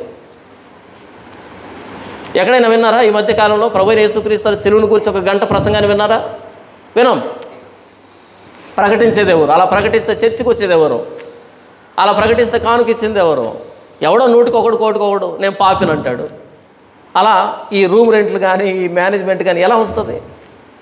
స్క్రాప్నంతా చర్చిలో పెట్టేస్తున్నాం, వేలుగా లక్షలుగా. అందుకని క్రైస్తవం రోడ్డు పాలవుతూ ఉంది. నిరీక్షణ అన్నది శ్రమల్లో మనకు ధైర్యాన్ని ఇస్తుంది. పరిశుద్ధాత్మ దేవుడు కూడా మనలో ఉండి మన బాధని దేవునికి వ్యక్తీకరిస్తున్నాడు. ఆ భాష మనకు అర్థం కాకపోయినా, ఆ మూలుగు మనకు వినపడకపోయినా, నా పక్షాన పరిశుద్ధాత్మ దేవుడు ఆయనకు అభ్యర్థన చేస్తున్నాడు. కనుకనే నేను తట్టుకోగలిగినంత శ్రమలే వస్తున్నాయి. కనుకనే నేను మరలా లోకంలో పడిపోకుండా ఉండేంత శ్రమలు అనుమతించబడతాయి. ఎందుకని? నా ప్రార్థన మాత్రమే కాదు, దాడి జరిగింది, తల పగిలిపోయింది, అపస్మారక స్థితిలో పడిపోయినాను, నేను ప్రార్థన చేయలేను. కానీ ఉచ్చరింప శక్యంగాని మూలుగులతో ఆయన నా పక్షాన్ని విజ్ఞాపన చేస్తున్నాడు. ఎంత ధైర్యంతో కూడుకున్న మాట కదా. పరిశుద్ధాత్మ దేవుడు అంటే దేవుణ్ణి ఎరిగినోడు, మనల్ని తెలిసినోడు, నా భావాన్ని ఆయనకు చేరవేసేవాడు. నేను సరిగ్గా ప్రార్థన చేయలేకపోవచ్చు, నా ప్రార్థన సరిగ్గా ఉండకపోవచ్చు, కానీ నాలో ఉన్న పరిశుద్ధాత్మ దేవుడు నన్ను ఏంటో, నా బలహీనత ఏంటో చూసి ఆ బలహీనతను సరిచేస్తూ ఆయనకు అంగీకారయోగ్యంగా ప్రార్థన చేస్తున్నాడనే ఈ మాట ఎంత అద్భుతమైనటువంటి మాట కదా. అటువలే ఆత్మయు మన బలహీనతను చూసి, బెడ్ మీద పడుకొని కోమాలో ఉన్నప్పుడు పరిశుద్ధాత్మ దేవుడు ప్రార్థన చేస్తున్నాడు మన పక్షాన, మన బలహీనతను చూచి సహాయం చేస్తున్నాడు. అంటే పరిశుద్ధాత్మ దేవుడే సహాయం చేస్తున్నాడు మనకి. మనం ఎవరికి ఫోన్ చేస్తాం? పక్కింటి వాళ్ళకు, ఎదురింటి వాళ్ళకు, పాస్టర్ గారికి ఫోన్ చేసి మా కోసం ప్రార్థన చేయండి. సారీ, నీ కోసం పరిశుద్ధాత్మ దేవుడు ఆల్రెడీ ప్రార్థన చేస్తున్నాడు. మన బలహీనతను చూసి సహాయం చేస్తున్నాడు ఆయన. ఏలైనగా మనము యుక్తముగా ఎలాగూ ప్రార్థన చేయవలనో మనకు తెలియదు, కానీ ఉచ్చరింపు శక్యము కాని మూలుగులతో ఆ ఆత్మ తానే మన పక్షముగా విజ్ఞాపనం చేయుచున్నాడు. ఎంత అద్భుతమైనటువంటి ధైర్యం ఇచ్చే మాట కదా ఇది. ఇప్పుడు చూడండి, ఇంకెవరు మూలుగుతున్నారు, ఇంకెవరు ప్రార్థన చేస్తున్నారు. అదే అధ్యాయం 8వ అధ్యాయం 34వ వచనం. శిక్ష విధించు వాడెవడు? చనిపోయిన క్రీస్తు యేసే. అంతేకాదు, మృతుల్లోండి లేచిన వాడును, దేవుని కుడిపార్శ్వమున ఉన్నవాడును, మన కొరకు విజ్ఞాపనము చేయవాడును ఆయనే. మనలో ఉండి మన పక్షాన విజ్ఞాపన చేస్తున్నది, మూలుగుతున్నది పరిశుద్ధాత్మ దేవుడు. అటు పరలోకంలో దేవుని కుడిపార్శ్వాన ఉండి మన పక్షాన విజ్ఞాపన చేస్తున్నది ప్రభువైన యేసుక్రీస్తు వారు. తండ్రి అయిన దేవుడు, ప్రభువైన యేసుక్రీస్తు వారు, పరిశుద్ధాత్మ దేవుడు ముగ్గురు కలిసి మన విమోచనం కోసం, మన శ్రమలో మనకు సహాయం చేయడం కోసం, మనం నిలవబెట్టడం కోసం మన పక్షాన పనిచేస్తున్నారు. ఇది తెలియక జీసస్ కాల్స్కి ఫోన్ చేస్తున్నారు, ప్రేయర్ రిక్వెస్ట్ అని, అమాయకులందరూ కలిసి. ఇది తెలియక కలవరో టెంపుల్స్కి ఫోన్ చేస్తున్నారు, ప్రేయర్ రిక్వెస్ట్ అని. నువ్వు రిక్వెస్ట్ చేయకముందే ప్రేయర్ జరుగుతుంది నీ పక్షాన. పరలోకంలో ప్రభువైన యేసుక్రీస్తు విజ్ఞాపన చేస్తున్నాడు, నీలో నుంచి పరిశుద్ధాత్మ దేవుడు విజ్ఞాపన చేస్తున్నాడు, నీకు నువ్వు విజ్ఞాపన చేసుకుంటున్నావు. సృష్టి యావత్తు దేవుని కుమారుల ప్రత్యక్షత కోసం, మన సాక్ష్యం కోసం, మన ప్రత్యక్షత కోసం మూలుగుతుంది. మనకు తెలియక ప్రేయర్ రిక్వెస్ట్ సెంటర్లు వచ్చాయి. అవునా? వచ్చాయా? మన కోసం ఏం చేస్తారంటే వాళ్ళు 24 hours ప్రార్థన చేస్తారంట. పచ్చి అబద్ధం, పచ్చి అబద్ధం, నమ్మకండి. నేను మీ అందరి కోసం ప్రార్థన చేస్తున్నాను అంటాడు కెమెరా ముందుకు వచ్చి. నిజం చెప్పు, నా పేరేంటో చెప్పు, నా సమస్య ఏంటో చెప్పు. ఉత్తనే అదొక డైలాగ్ అంతే, మనం కూడా నమ్ముతాం. అంత తీరుకుందా? అలా నమ్మకండి. నా కోసం పరిశుద్ధాత్మ దేవుడు ప్రార్థన చేస్తున్నాడు, లేఖనం చెప్పింది. నా కోసం ప్రభువైన యేసుక్రీస్తు విజ్ఞాపన చేస్తున్నాడు, లేఖనం చెప్పింది. నాకు నేను ఎలా ప్రార్థన చేసుకోవాలో ప్రభువైన యేసుక్రీస్తు చెప్పాడు. రహస్యమని చూసే తండ్రి నాకు ప్రతిఫలం ఇస్తా అని లేఖనం చెప్పబడింది. ఇక నీ ప్రార్థన సహాయం నాకు దేనికి? ఇదంతా ఎవరికి సంబంధించినటువంటి ప్రార్థన? ఇప్పటి కాలంలో ఎవడైతే శ్రమ అనుభవిస్తున్నాడో క్రీస్తు పక్షాన, క్రీస్తు నామం కొరకు, క్రీస్తు సాక్ష్యం కోసం ఎవడైతే శ్రమ అనుభవిస్తున్నాడో వాడికి సంబంధించినటువంటి ఆదరణ, ధైర్యాన్ని ఇచ్చేటువంటి లేఖన భాగం ఇది. ఎవరైతే రాజీ పడి బ్రతుకుతుంటారో వాళ్లకు సంబంధం లేనటువంటి విషయం ఇది. ఈ జీవితకాలం మట్టుకే యేసుప్రభువును అంగీకరించారో వాళ్ళకు సంబంధం లేనటువంటి లేఖన భాగం ఇది. ఎవరైతే రానున్నటువంటి లోకం కోసం, ఆ మహిమ కోసం ఇప్పుడు శ్రమ అనుభవిస్తున్నారో వాళ్ళకు ధైర్యాన్ని ఇచ్చేటువంటి మాట ఇది. చూడండి 27వ వచనం. మరియు మన హృదయములను పరిశోధించువాడు ఎవరు? పరిశుద్ధాత్మ దేవుడు. మన హృదయం పరిశోధించేవాడు, ఆత్మ యొక్క మనసు ఏదో, నా మనసు ఏంటో, ఆత్మ యొక్క మనసు ఏదో ఎరుగును. ఏలైనగా ఆయన దేవుని చిత్త ప్రకారం పరిశుద్ధుల కొరకు విజ్ఞాపనం చేయుచున్నాడు. ఇంతకీ శ్రమలు ఎందుకు వస్తున్నాయి మనకి అనంటే, దేవుని ప్రేమించు వారికి, అనగా ఆయన సంకల్పం చొప్పున పిలువబడిన వారికి మేలు కనుగొట్టుకై సమస్తమును సమకూడి జరుగుతున్నవని ఎరుగుదము. అది శ్రమ కానీ అది సంతోషం కానీ ఏదైనా సరే మన జీవితంలో జరిగే ప్రతిదీ కూడా మనకు మేలు కోసమే జరుగుతున్నాయి. ఆశలో మేము బ్రతుకుదామనే నమ్మకం లేనంతగా శ్రమ పెట్టబడ్డాం అని వ్రాసి ఉండకపోతే ఇప్పటి మా చులకని శ్రమ, మా క్షణకాలం ఉండే చులకని శ్రమ అనే దానికి అర్థం రాదు. కొరింథీ పత్రికలో ఆయన అన్ని శ్రమలను వ్రాసి ఉండకపోతే ఈ మాటకి విలువ లేదు. మన ఎడల ప్రత్యక్షంగా మహిమ ఎదుట ఇప్పటికాల శ్రమలు ఎన్న తగినవి కాని మాటకి అర్థం లేదు. మహిమ అర్థం కావాలంటే ముందు శ్రమ అర్థం కావాలి. పునరుద్ధానం అర్థం కావాలంటే సిలువ మరణం అర్థం కావాలి. చార్లెస్ కౌమెన్ అని పుస్తకం రాస్తుంది, ఎడారిలో సెలయర్లు పుస్తకం రాస్తుంది. అందులో తను అంటది, కన్నీళ్ళు రాకపోతే ఆదరణ అనే పదానికి అర్థం ఏంటి అని అడుగుతుంది. కన్నీళ్ళు రాకపోతే ఆదరణ అనే పదానికి అర్థం ఏంటి అని అడుగుతుంది. సమాధులు లేకపోతే పునరుద్ధానానికి అర్థం ఏంటి అని అడుగుతుంది. ముందు సమాధి ఉంటేనే కదా తర్వాత పునరుద్ధానం జరుగుతుంది. కానీ మనకేం కావాలి? కన్నీళ్ళు రాకుండా ఆదరణ కావాలి, సమాధి లేకుండా పునరుద్ధానం జరగాలి. సారీ, అలాంటి మాట బైబిల్ ఎక్కడ లేదు, అలాంటి పరిస్థితి లేదు. క్రీస్తు కూడా ఆ సమాధి ద్వారా వెళ్తేనే పునరుద్ధానుడయ్యాడు. ఆ శ్రమల ద్వారా వెళ్తేనే పునరుద్ధానం జరిగింది. ప్రభువైన యేసుక్రీస్తు చెప్పింది ఏంటంటే, నన్ను వెంబడించేవాడు తన్ను తాను ఉపేక్షించుకొని, తన్ను తాను కాదనుకొని, తన సిలువను ఎత్తుకొని నన్ను వెంబడించాలి. సిలువను ఎత్తుకొని ప్రయాణం ఇది. చూడండి 29వ వచనం, ఎందుకనగా తన కుమారుడు అనేక సహోదరులలో జ్యేష్ఠుడగునట్లు, ఆయన జ్యేష్ఠుడు, పెద్దోడు ఎలా వెళ్ళాడు? ఇప్పుడు మన చిన్న వాళ్ళమే, తర్వాత వచ్చిన వాళ్ళు కూడా అదే దారిలో వెళ్ళాలి. తర్వాత వచ్చిన మనకి శ్రమ వచ్చినప్పుడే శ్రమలో ఆయన జ్యేష్ఠుడు అవుతాడు. ఆయనకు ఒక్కడికే శ్రమ వచ్చి మనంతా సుఖాల్లో వెళ్ళామనుకోండి, జ్యేష్ఠుడు అనే పదానికి అర్థం లేదు. రెండవ వాడు ఉన్నప్పుడే మొదటి వాడు జ్యేష్ఠుడు అవుతాడు. ఒక్కడే ఉన్నాడు అనుకో, జ్యేష్ఠుడు లేదు కనిష్ఠుడు లేడు, ఒక్కడే. ఎందుకనగా తన కుమారుడు అనేక సహోదరుల్లో జ్యేష్ఠుడగునట్లు, పెద్దవాడు కావాలంటే జ్యేష్ఠుడగునట్లు దేవుడు ఎవరిని ముందు ఎరిగెనో వారు తన కుమారునితో సారూప్యము గల వారొకటి వారిని ముందుగా నిర్ణయించెను. ఎందులో సారూప్యత? శ్రమల్లో సారూప్యత, అవమానంలో సారూప్యత. తన కుమారుడితో సారూప్యం గలవారు అవ్వడానికి దేవుడు మనల్ని ముందుగా ఎరిగాడు. నాకై నేను అనుకుంటే ప్రభువైన యేసుక్రీస్తుని అంగీకరించలే, ఆయన నన్ను ముందుగా ఏర్పాటు చేసుకుంటే నేను యేసు ప్రభువుని అంగీకరించాను. మనిషి కుమారుడు ఎందుకు ఈ లోకానికి వచ్చాడు అంటే నశించిన దానిని వెదకి రక్షించడానికి. నేను కాదు యేసు ప్రభువుని అంగీకరించింది, ఆయన నన్ను వెతుక్కుంటూ నా దగ్గరికి సువార్త పంపించాడు. ఆయన వెతుకులాట మొదట, అప్పటికే పారిపోతున్నా సరే ఆయన పట్టుకుని ఆయన మార్చాడు. అంతా ఆయనదే పాత్ర, ఇక్కడ మనం చేసేదే లేదు.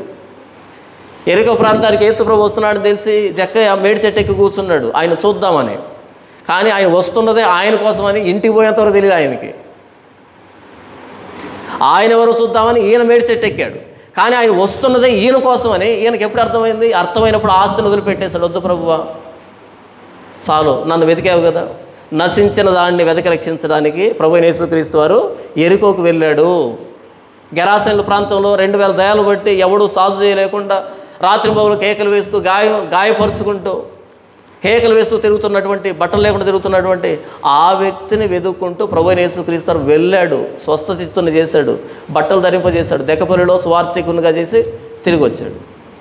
మొదట ఆయన వెతుకులాట. అందుకే మీరు యోహాను సువార్త చూస్తే ఎక్కడి నుంచి ప్రారంభమవుతుందంటే పరలోకం నుంచి ప్రారంభమవుతుంది ఆ నెరేషన్ అనేది. ఆది యందు వాక్యం ఉండును, వాక్యం దేవుని ఎద్దు ఉండును, వాక్యం దేవుడై ఉండును, ఆయన ఆది యందు దేవుని ఎద్దు ఉండును, ఆయన లేకుండా కలిగి ఉన్నది ఏది కలగలేదు అని చెప్పుకుంటూ వచ్చి ఆ వాక్యం శరీరధారి అయి పైన నుంచి కిందికి ఆయన వెతుకులాట. పరలోకాన్ని వీడు భూలోకానికి ఆయన వెతుకులాట. ఎందుకనగా తన కుమారుడు అనేక సహోదరులు జ్యేష్ఠుడగినట్లు దేవుడు ఎవరిని ముందుగా ఎరిగెనో, అంటే రోము ప్రాంతంలో ఉన్నటువంటి క్రైస్తవులు శ్రమ పడుతూ ఉంటే మిమ్మల్ని దేవుడు ముందుగా ఏర్పాటు చేసుకున్నాడు కాబట్టి మీరు ఆయనలోకి వచ్చారు. ఇదేదో యాక్సిడెంట్గా జరుగుతున్నటువంటి శ్రమ కాదు, ఇది పక్కా ప్లాన్తో జరుగుతున్నటువంటి శ్రమ. ఇది నింద, ఇది అవమానం, ఇది దీన్ని భరించడానికి దేవుడు మనల్ని ఏర్పాటు చేస్తున్నాడు. అది మన భాగ్యం అని చెప్తున్నాడు. ఫిలిప్పీలకు రాసిన పత్రిక 1వ అధ్యాయము చివరి వచనం చూడండి, ఎంత అద్భుతమైనటువంటి మాట రాయబడిందో. ఇది ప్రస్తుత క్రైస్తవ్యానికి అర్థం కావట్లేదు. 30వ వచనం, క్రీస్తునందు విశ్వాసం ఉంచడం మాత్రమే కాక ఆయన పక్షమున శ్రమ పడుటయు ఆయన పక్షమున మీకు అనుగ్రహించబడెను. విశ్వాసం ఉంచడం మాత్రమే కాక ఆయన పక్షాన శ్రమపడడం కూడా మీకు అనుగ్రహించబడింది వరంగా. ఆ భాగ్యం అందరికీ రాదు. అందరినీ హింసించరు, అందరినీ అవమానించరు, అందరినీ ఇబ్బంది పెట్టరు. దానికి ఏర్పాటైన వాళ్ళు దానికి ఉంటారు. క్రీస్తు పక్షాన విశ్వాసం ఉంచడం మాత్రమే కాకుండా శ్రమపడడం కూడా మీకు అనుగ్రహించబడింది వరం. అది గిఫ్ట్ అది కదా. ఎంత ధైర్యం చెప్తున్నాడు చూడండి. 29వ వచనం, 30వ వచనం. మరియు ఎవరిని ముందుగా నిర్ణయించినో వారిని పిలిచెను, ఎవరిని పిలిచినో వారిని నీతిమంతులుగా తీర్చెను, ఎవరిని నీతిమంతులుగా తీర్చినో వారిని మహిమపరిచెను. ఇవన్నీ దాటిన తర్వాత మహిమ. 18వ వచనం ఏమన్నాడంటే మన ఎడల ప్రత్యక్షం కాబో మహిమ ఎదుట అన్నాడు. ఆ మహిమ ప్రత్యక్షం కాబోయే ముందు ఇప్పటి కాల శ్రమలు అన్నాడు. ఆ శ్రమలన్నింటినీ వివరించుకుంటూ వచ్చి ఎవరిని నీతిమంతులుగా తీర్చినో వారిని మహిమపరిచెను. ఆ మహిమలో ఇవన్నీ దాటిన తర్వాత మహిమలో ప్రవేశిస్తాం. కానీ మనం ఏం చేస్తాం తెలుసా? హార్ట్ అటాక్తో పోయినా సరే మహిమ ప్రవేశం. మనోడు రియల్ ఎస్టేట్ వ్యాపారం చేస్తూ ఉంటాడు, హార్ట్ అటాక్ వచ్చి పోతాడు. ఏమొస్తుంది మెసేజ్? బ్రదర్ డేనియల్ గారు passed into glory, entered into glory. ఏంటి? రియల్ ఎస్టేట్ చేస్తున్నా. మీకు అర్థమవుతుందా? వడ్డీ వ్యాపారం చేస్తూ గ్లోరీలోకి వెళ్ళిపోతుంటారు. అందరూ మహిమలో ప్రవేశించరు. ఇది దారి, మహిమలో ప్రవేశించేటువంటి రూట్ మ్యాప్ ఇది. ఆయన పక్షాన ఆయన కోసం అనుభవించాలి. ఇప్పటి కాల శ్రమలు ఎన్న తగినవి కాదు. ఇప్పుడు చెప్పండి, మనలో ఎంతమంది మహిమ కోసం, ప్రభు మహిమ కోసం, ప్రభు ముఖ దర్శనం కోసం ప్రయాసపడుతున్నాం క్రీస్తుని నమ్ముకొని? అపోస్తలుడైన పౌలు ఫిలిప్పీయులకు రాసిన పత్రికలో అంటాడు, నా మట్టుకైతే బ్రతుకుట క్రీస్తు, చావైతే లాభం అంటాడు. నేను రెండింటి మధ్య ఇరుకును పడి ఉన్నాను. ఆయన దగ్గరికి వెళ్ళాలన్నా లేకపోతే ఎక్కడ ఉండాలన్నా ఇరుకును పడ్డాను అంటాడు. కన్ఫ్యూజన్లో ఉన్నా అంటాడు. మనం చాలా క్లారిటీగా మాట్లాడతాం అక్కడికి వెళ్ళొద్దని, కానీ ఆయన కన్ఫ్యూజన్లో పడిపోయాను. అక్కడికి వెళ్తే నాకు మేలు, కానీ వదిలిపెట్టి వెళ్ళిపోతే సంఘం ఏమైపోతుందో కన్ఫ్యూజన్లో పడ్డాడు. మనం చాలా క్లారిటీ, నాకేం కాకూడదు ప్రభు అని. అప్పటి క్రైస్తవ్యానికి ఇప్పటి క్రైస్తవ్యానికి అస్సలు పొంతం లేకుండా తయారైపోయింది. ఇది నిజమైనటువంటి సువార్త. ఇంతవరకు నేనేం చెప్పాను అంటే, రోమీయులకు రాసిన పత్రిక 1వ అధ్యాయం నుంచి 8వ అధ్యాయం 17వ వచనం వరకు మనం చదివినప్పుడు ఆత్మ సంబంధమైన ఆ స్వాస్థ్యం మనకు అనుగ్రహించబడిందని చదువుతూ ఉన్నప్పుడల్లా మనకు ఒకంత అతిశయం, గర్వం వస్తుంది, అహంకారం వస్తుంది. నేను ఉచితంగా నీతిమంతుని, పరిశుద్ధుని, నాకు పరిశుద్ధాత్మ అనుగ్రహించబడ్డాను, నూతన సృష్టిని, ఇలా ఒకంత అతిశయం వస్తుంది. కానీ పౌలు అంటున్నాడు, ఆ భక్తికి ఎదురుగాబోతున్న శ్రమకి సంబంధం లేదు. నువ్వు భక్తిపరుడు అయినా నీ మీదకి శ్రమ వస్తుంది. ఇంకా ఎక్కువ మాట్లాడితే నువ్వు ఎంత భక్తిపరుడు అయితే అంత శ్రమ వస్తుంది అని ముందుగానే భవిష్యత్తును చెబుతున్నాడు. భక్తి అలాగే శ్రమ, ఈ రెండు మిళితమై ఉంటాయి క్రైస్తవ జీవితంలో. అది రోమీయులకు రాసిన పత్రిక సారాంశం. భక్తి శ్రమ రెండు మిళితమై ఉంటాయి. పాత నిబంధన ప్రజానీకాన్ని, ప్రవక్తలు మనం చూసుకున్నప్పుడు వాళ్ళు రాళ్ళతో కట్టుబడ్డారు, రంపాలతో కోయబడ్డారు, సింహాలకి ఆహారంగా విసిరేయబడ్డారు, అగ్నిజ్వాలల్లో కాల్చబడ్డారు. వాళ్ళు అనుభవించినటువంటి శ్రమలు. అపోస్తులంతా హత్సాక్షులు కదా, యోహాన్ తప్ప. మనం తప్పించుకోగలమా? తప్పించుకోలేము. అయితే ఈరోజు సువార్త కలుషితం చేయబడింది. శ్రమ లేనటువంటి క్రైస్తవ్యం వచ్చింది, నొప్పి లేనటువంటి క్రైస్తవ్యం వచ్చింది, అన్ని దీవెనలు ఆశీర్వాదాలు కుమ్మరించుకున్నటువంటి క్రైస్తవం వచ్చింది. భ్రష్టత్వం సంభవించింది సువార్తకి. ఈ జీవిత కాలం మట్టుకే యేసు ప్రభువును నమ్ముకునేటట్టుగా సువార్త మలచబడింది. షుగర్ కోటింగ్, గాస్పుల్కి షుగర్ కోటింగ్ వేశారు. కాదు, మీరు సర్వలోకానికి వెళ్ళి సర్వ సృష్టికి సువార్త ప్రకటించండి, నమ్మి బాప్తీసం పొందిన వాడు రక్షింపబడతాడు, నమ్మని వానికి శిక్ష విధించబడుతుంది. మిమ్మల్ని తోడేళ్ల మధ్యకు గొర్రెపిల్లలు పంపించినట్టుగా పంపిస్తున్నాను అని యేసుపో చెప్పాడు. ఈరోజు అందరి బంధువులుగా మారిపోయాం, అందరి చేత ఆహ్వానించబడేటువంటి స్థితిని కోరుకుంటున్నాం. ఎవరిని నొప్పించం, ఎవరిని గాయపరచం, సత్యాన్ని సత్యంగా ప్రకటించం. అందరం సమానమే, అందరం బాయ్. వాక్యం విషయంలో రాజీపడం, సహోదర ప్రేమ వేరే, వాక్యం విషయంలో రాజీపడం, స్వార్థ విషయంలో రాజీపడం, మాట మార్చం. ఇంతవరకు నేనేం చెప్పాను అంటే, ఇక్కడ మూలుగుతో కూడుకున్నటువంటి జీవితాన్ని ఎవడు జీవిస్తాడో వాడికి మహిమ ప్రత్యక్షమవుతుంది. ఇక్కడ మూలుగు లేకపోతే మహిమ లేదు. మూలుగు అంటే ఎవరు మూలుగుతారు తెలుసా? ఒంటి నిండా గాయాలు పెట్టుకొని రక్తం గారుతూ పచ్చి గాయాలతో అందరూ పడుకొని నిద్రపోతారు, కానీ వాడు రాత్రి అంతా ఏం చేస్తాడు? మూలుగుతుంటాడు. ఎందుకని ఆ నొప్పి అలాంటిది. ఎవడైతే రాజీ లేనటువంటి భక్తి సాగిస్తూ ఉంటాడో వాడికి మూలుగు ఉంటుంది. ఆ మూలుగు తర్వాత ఏముంటుంది? మహిమ ఉంటుంది. మూలుగు లేకుండా మహిమ రాదు. కాబట్టి క్రైస్తవ జీవితం అంటే వీటికి సిద్ధపడి ఉండాలి. నీ మూలుగేంటో నీకు తెలుసు, నా మూలుగేంటో నాకు తెలుసు. మూలుగైతే తప్పనిసరి. ఆ మూలుగు లేకపోతే మహిమ మనకు అర్థం కాదు, మనకు రుచించదు. ఇది క్రైస్తవ జీవితం, మహిమలో ప్రవేశించేటువంటి జీవితం. ఈ లేఖన భాగాన్ని మనసులో పెట్టుకొని ప్రస్తుత క్రైస్తవాన్ని చూసినప్పుడు ఎంత అమాయకత్వంలో బ్రతుకుతున్నారో. ఇదంతా లేఖనం, ఇప్పటివరకు నేను చెప్పినంత లేఖనమే, నేను రాసుకొని వచ్చింది కాదు, మన బైబిల్లో ఉన్నది. కాకపోతే ఒక్కోదానికి వివరించి చెప్పినప్పుడు ఇది నిజం, ఇది సువార్త. యేసుప్రభు శిలువ మీద ప్రాణం పెట్టాడు. ఆయన ఏమన్నాడు అంటే, నా దగ్గరకు వచ్చే సుఖాలన్నీ ఇస్తా అని చెప్పలే, ఆయన పాపాలు తీసివేస్తా అని చెప్పాడు. ఈరోజు పాపక్షమాపణ లేనటువంటి క్రైస్తవ్యం. పాత రోజుల్లో భూత వైద్యుడి దగ్గరికి ఎందుకు వెళ్ళే వాళ్ళు ఈరోజు చర్చికి కూడా అందుకే వచ్చే వాళ్ళు ఎక్కువైపోయారు. ఏదో సమస్య వచ్చింది చర్చికి వచ్చేస్తున్నారు అంతే. సువార్త అందలేదు. ఎవరికి అందలేదు? చర్చిలో ఉన్న వాళ్ళకి అందలేదు, పుల్పిట్ మీద ప్రసంగం చేస్తున్న వాడికి అందలేదు. సువార్త మరలా క్రైస్తవ్యాన్ని దర్శించాలి. క్రైస్తవ్యానికి సువార్త మరలా అందాలి, నిజమైన సువార్త అందాలి. ఆ రోజు ఎలాగైతే ఎఫెసీ ప్రాంతానికి వెళ్ళి మీరు బాప్తిజం తీసుకున్నారా? బాప్తిజం తీసుకున్నాం. ఏ బాప్తిజం అంటే, బాప్తిజం ఇచ్చి యోహాను ఏ బాప్తిజం ఇచ్చాడో అది. ఆవిడ పౌలు అన్నాడు, అయ్యో అక్కడే నిలబడిపోయారా? ఆ బాప్తిజం ఇచ్చి యోహాను నాకంటే వెనక వచ్చేవాడు, నాకంటే శక్తిమంతుడు అని చెప్పాడు. అది తీసుకోలేదా? మాకు తెలియదండి అలాంటి బాప్తిజం ఉందని. రండి, మరలా బాప్తిజం ఇచ్చాడు.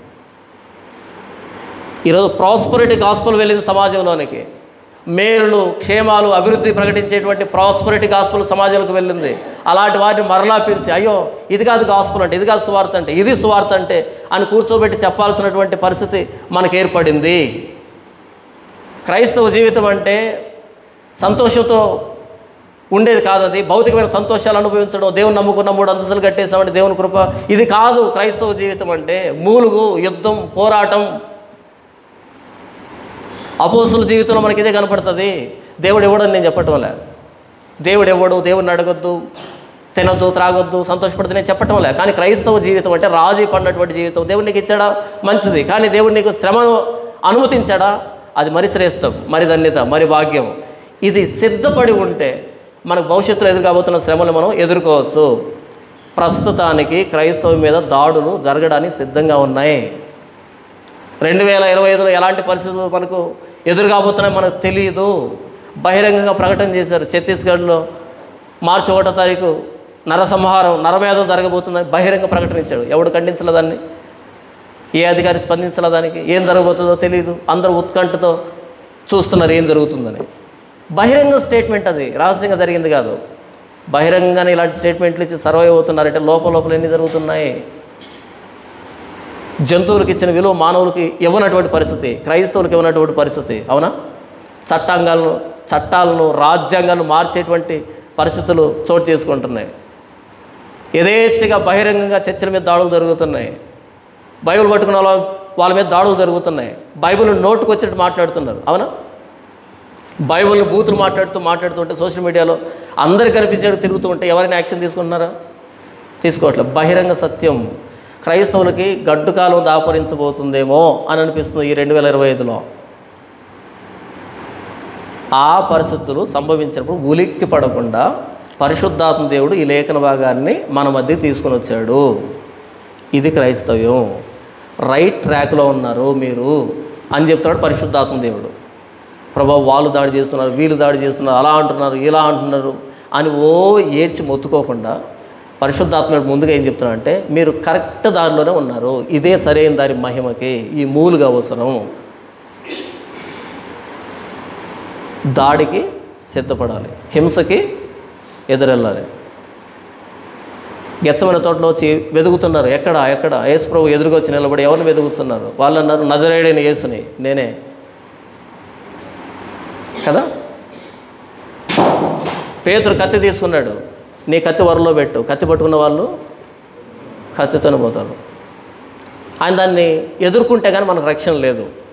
ఎవరిని సాక్షిగా ఏర్పాటు చేస్తున్నాడో, ఎవరిని హతసాక్షిగా ఏర్పాటు చేస్తున్నాడో, ఎవరిని ఖైదుకు చెరకు అప్పగించాడు, ఎవరిని నిందకు అప్పగించాడు, ఎవరిని అవమానానికి అప్పగించాడు, ఎవరిని దెబ్బలకు పాత్రకు అప్పగించాడో ఆయన నామాన్ని భరించడానికి ఆ సమయం వచ్చినప్పుడు అది అనుభవించాల్సిందే. ఇది క్రైస్తవ్యం అంటే. ఏంటోనండి, యేసు ప్రభువుని ఏదో ఉందని నమ్ముకున్నాం కానీ ఏంటో జరిగిపోతుంది. పిరికి వాళ్ళది కాదు క్రైస్తవ్యం. మీకు తెలుసా, ప్రకటన గ్రంథం చివరిలో రాయబడింది ఏంటంటే, పిరికి వారు పరిశుద్ధ పట్టణానికి వెలుపుట్టుకుంటారని రాయబడింది. విగ్రహారాధన, వ్యభిచారులు, దొంగలు, నరహంతకులు అని రాస్తూ అందులో పిరికి వారు అని రాయబడింది. భయపడే వాళ్ళది కాదు క్రైస్తవ్యం అంటే. అవునా? పిరికి వాళ్ళకి క్రైస్తవ్యంలో చోటు లేదు. అది ఏ సమస్య అయినా సరే, ఏ పరిస్థితి అయినా సరే, ఏ ఇబ్బంది అయినా సరే నీ మీద దాడి చేసినప్పుడు శ్రమదినమందు నీవు కృంగిన ఎడల నీవు చేతకాని వాడివెగదువు.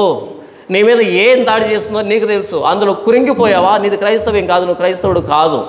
క్రైస్తవుడు అంటే రాడికల్గా ఉంటాడు, తీవ్రంగా ఉంటాడు. ఎంత తీవ్రంగా ఉంటాడు? కొట్టువానికి నా వీపును అప్పగించేతనే, కొట్టేవాడికి నా ముఖాన్ని అప్పగించాను, పెరిగి వేసానికి వెంట్రుకలు అప్పగించాను. అవునా? యేసుప్రభువుని బలవంతంగా రాకుని సెలవు ఎక్కించారా? ఆయన ఎత్తుకున్నాడా? ఆయన ఎత్తుకున్నాడు. అంత రాడికల్గా ఉంటారు క్రైస్తవులు. పిరికి వాళ్ళది కాదు క్రైస్తవం అంటే. ఈరోజు పిరికి వాళ్ళంతా చర్చలు నిండిపోయారు. పీడకలు వస్తే పరుగుని వచ్చి, అయ్యగారు పీడకలు వచ్చింది ప్రార్థన చేయండి అనే దరిద్రులంతా వచ్చేసారు. నిద్రపోతానంటే చచ్చిపోయిన వాళ్ళు వస్తున్నట్టు కళ్ళలోకి. చచ్చిపోయిన వాళ్ళు వస్తేనే ఉలిక్కి పడేటువంటి క్రైస్తవులు. ఇక చావు మీదకి వస్తే ఈ 2025లో క్రైస్తవం మీద ఏం జరగబోతుందో తెలియదు. బహిరంగ ప్రకటనలు జరుగుతున్నాయి, బహిరంగ బెదిరింపులు వస్తున్నాయి, బహిరంగ దాడులు జరుగుతున్నాయి, బహిరంగ దూషిస్తున్నారు క్రైస్తవుల్ని, యేసుప్రభువుని విపరీతంగా మాట్లాడుతున్నారు. అది ఎంతవరకు కార్యరూపం దాలుస్తుందో తెలియదు. అందుకని పరిశుద్ధాత్మ దేవుడు ఈ లేఖన భాగాన్ని మన మధ్యకి తీసుకుని వచ్చాడు. క్రీస్తు యందు విశ్వాసం ఉంచడం మాత్రమే కాకుండా ఆయన పక్షాన శ్రమ అనుభవించడం కూడా మనకు అనుగ్రహించబడింది. మూలుగుతో కూడిన జీవితం ఉన్నప్పుడే మహిమలో ప్రవేశించగలం. ఈ మూలుగులో మనకు పరిశుద్ధాత్మ దేవుడు సహాయం చేస్తున్నాడు, ప్రభువైన యేసుక్రీస్తు వారు సహాయం చేస్తున్నాడు. తండ్రి అయిన దేవుడు మన మూలుగును ఎరిగినటువంటి వాడు. మనం ఒంటరిగా శ్రమ అనుభవించట్లేదు, ఇది గుర్తుపెట్టుకోండి. ఎంత శ్రమ అనుభవిస్తున్నా సరే, ఎవరికి తెలియకపోయినా సరే మనం ఒంటరి కాదు. పరిశుద్ధాత్మ దేవుడు నాలో ఉన్నాడు, ప్రభువైన యేసుక్రీస్తు వారు నా పక్షాన్ని విజ్ఞాపన చేస్తున్నాడు. తండ్రి అయిన దేవునికి నేను ఎదుర్కొంటున్న ప్రతి పరిస్థితి తెలుసు, ఇంకెవరో తెలియాలి. ఇది ఆదరణ మనకి శ్రమలో. నిరీక్షణతో కూడుకున్నటువంటి జీవితం క్రైస్తవ జీవితం. మన కోసం మహిమ ఎదురు చూస్తుంది. ఆ మహిమలో ప్రవేశించినప్పుడు ఇవి కనిపించకుండా పోతాయి. కనిపించకుండా పోయేటువంటి వీటి కోసం మహిమను కోల్పోవద్దు, వెనుతిరగొద్దు. అది ఈ లేఖన భాగం మనకి ఇస్తున్నటువంటి సమాచారం.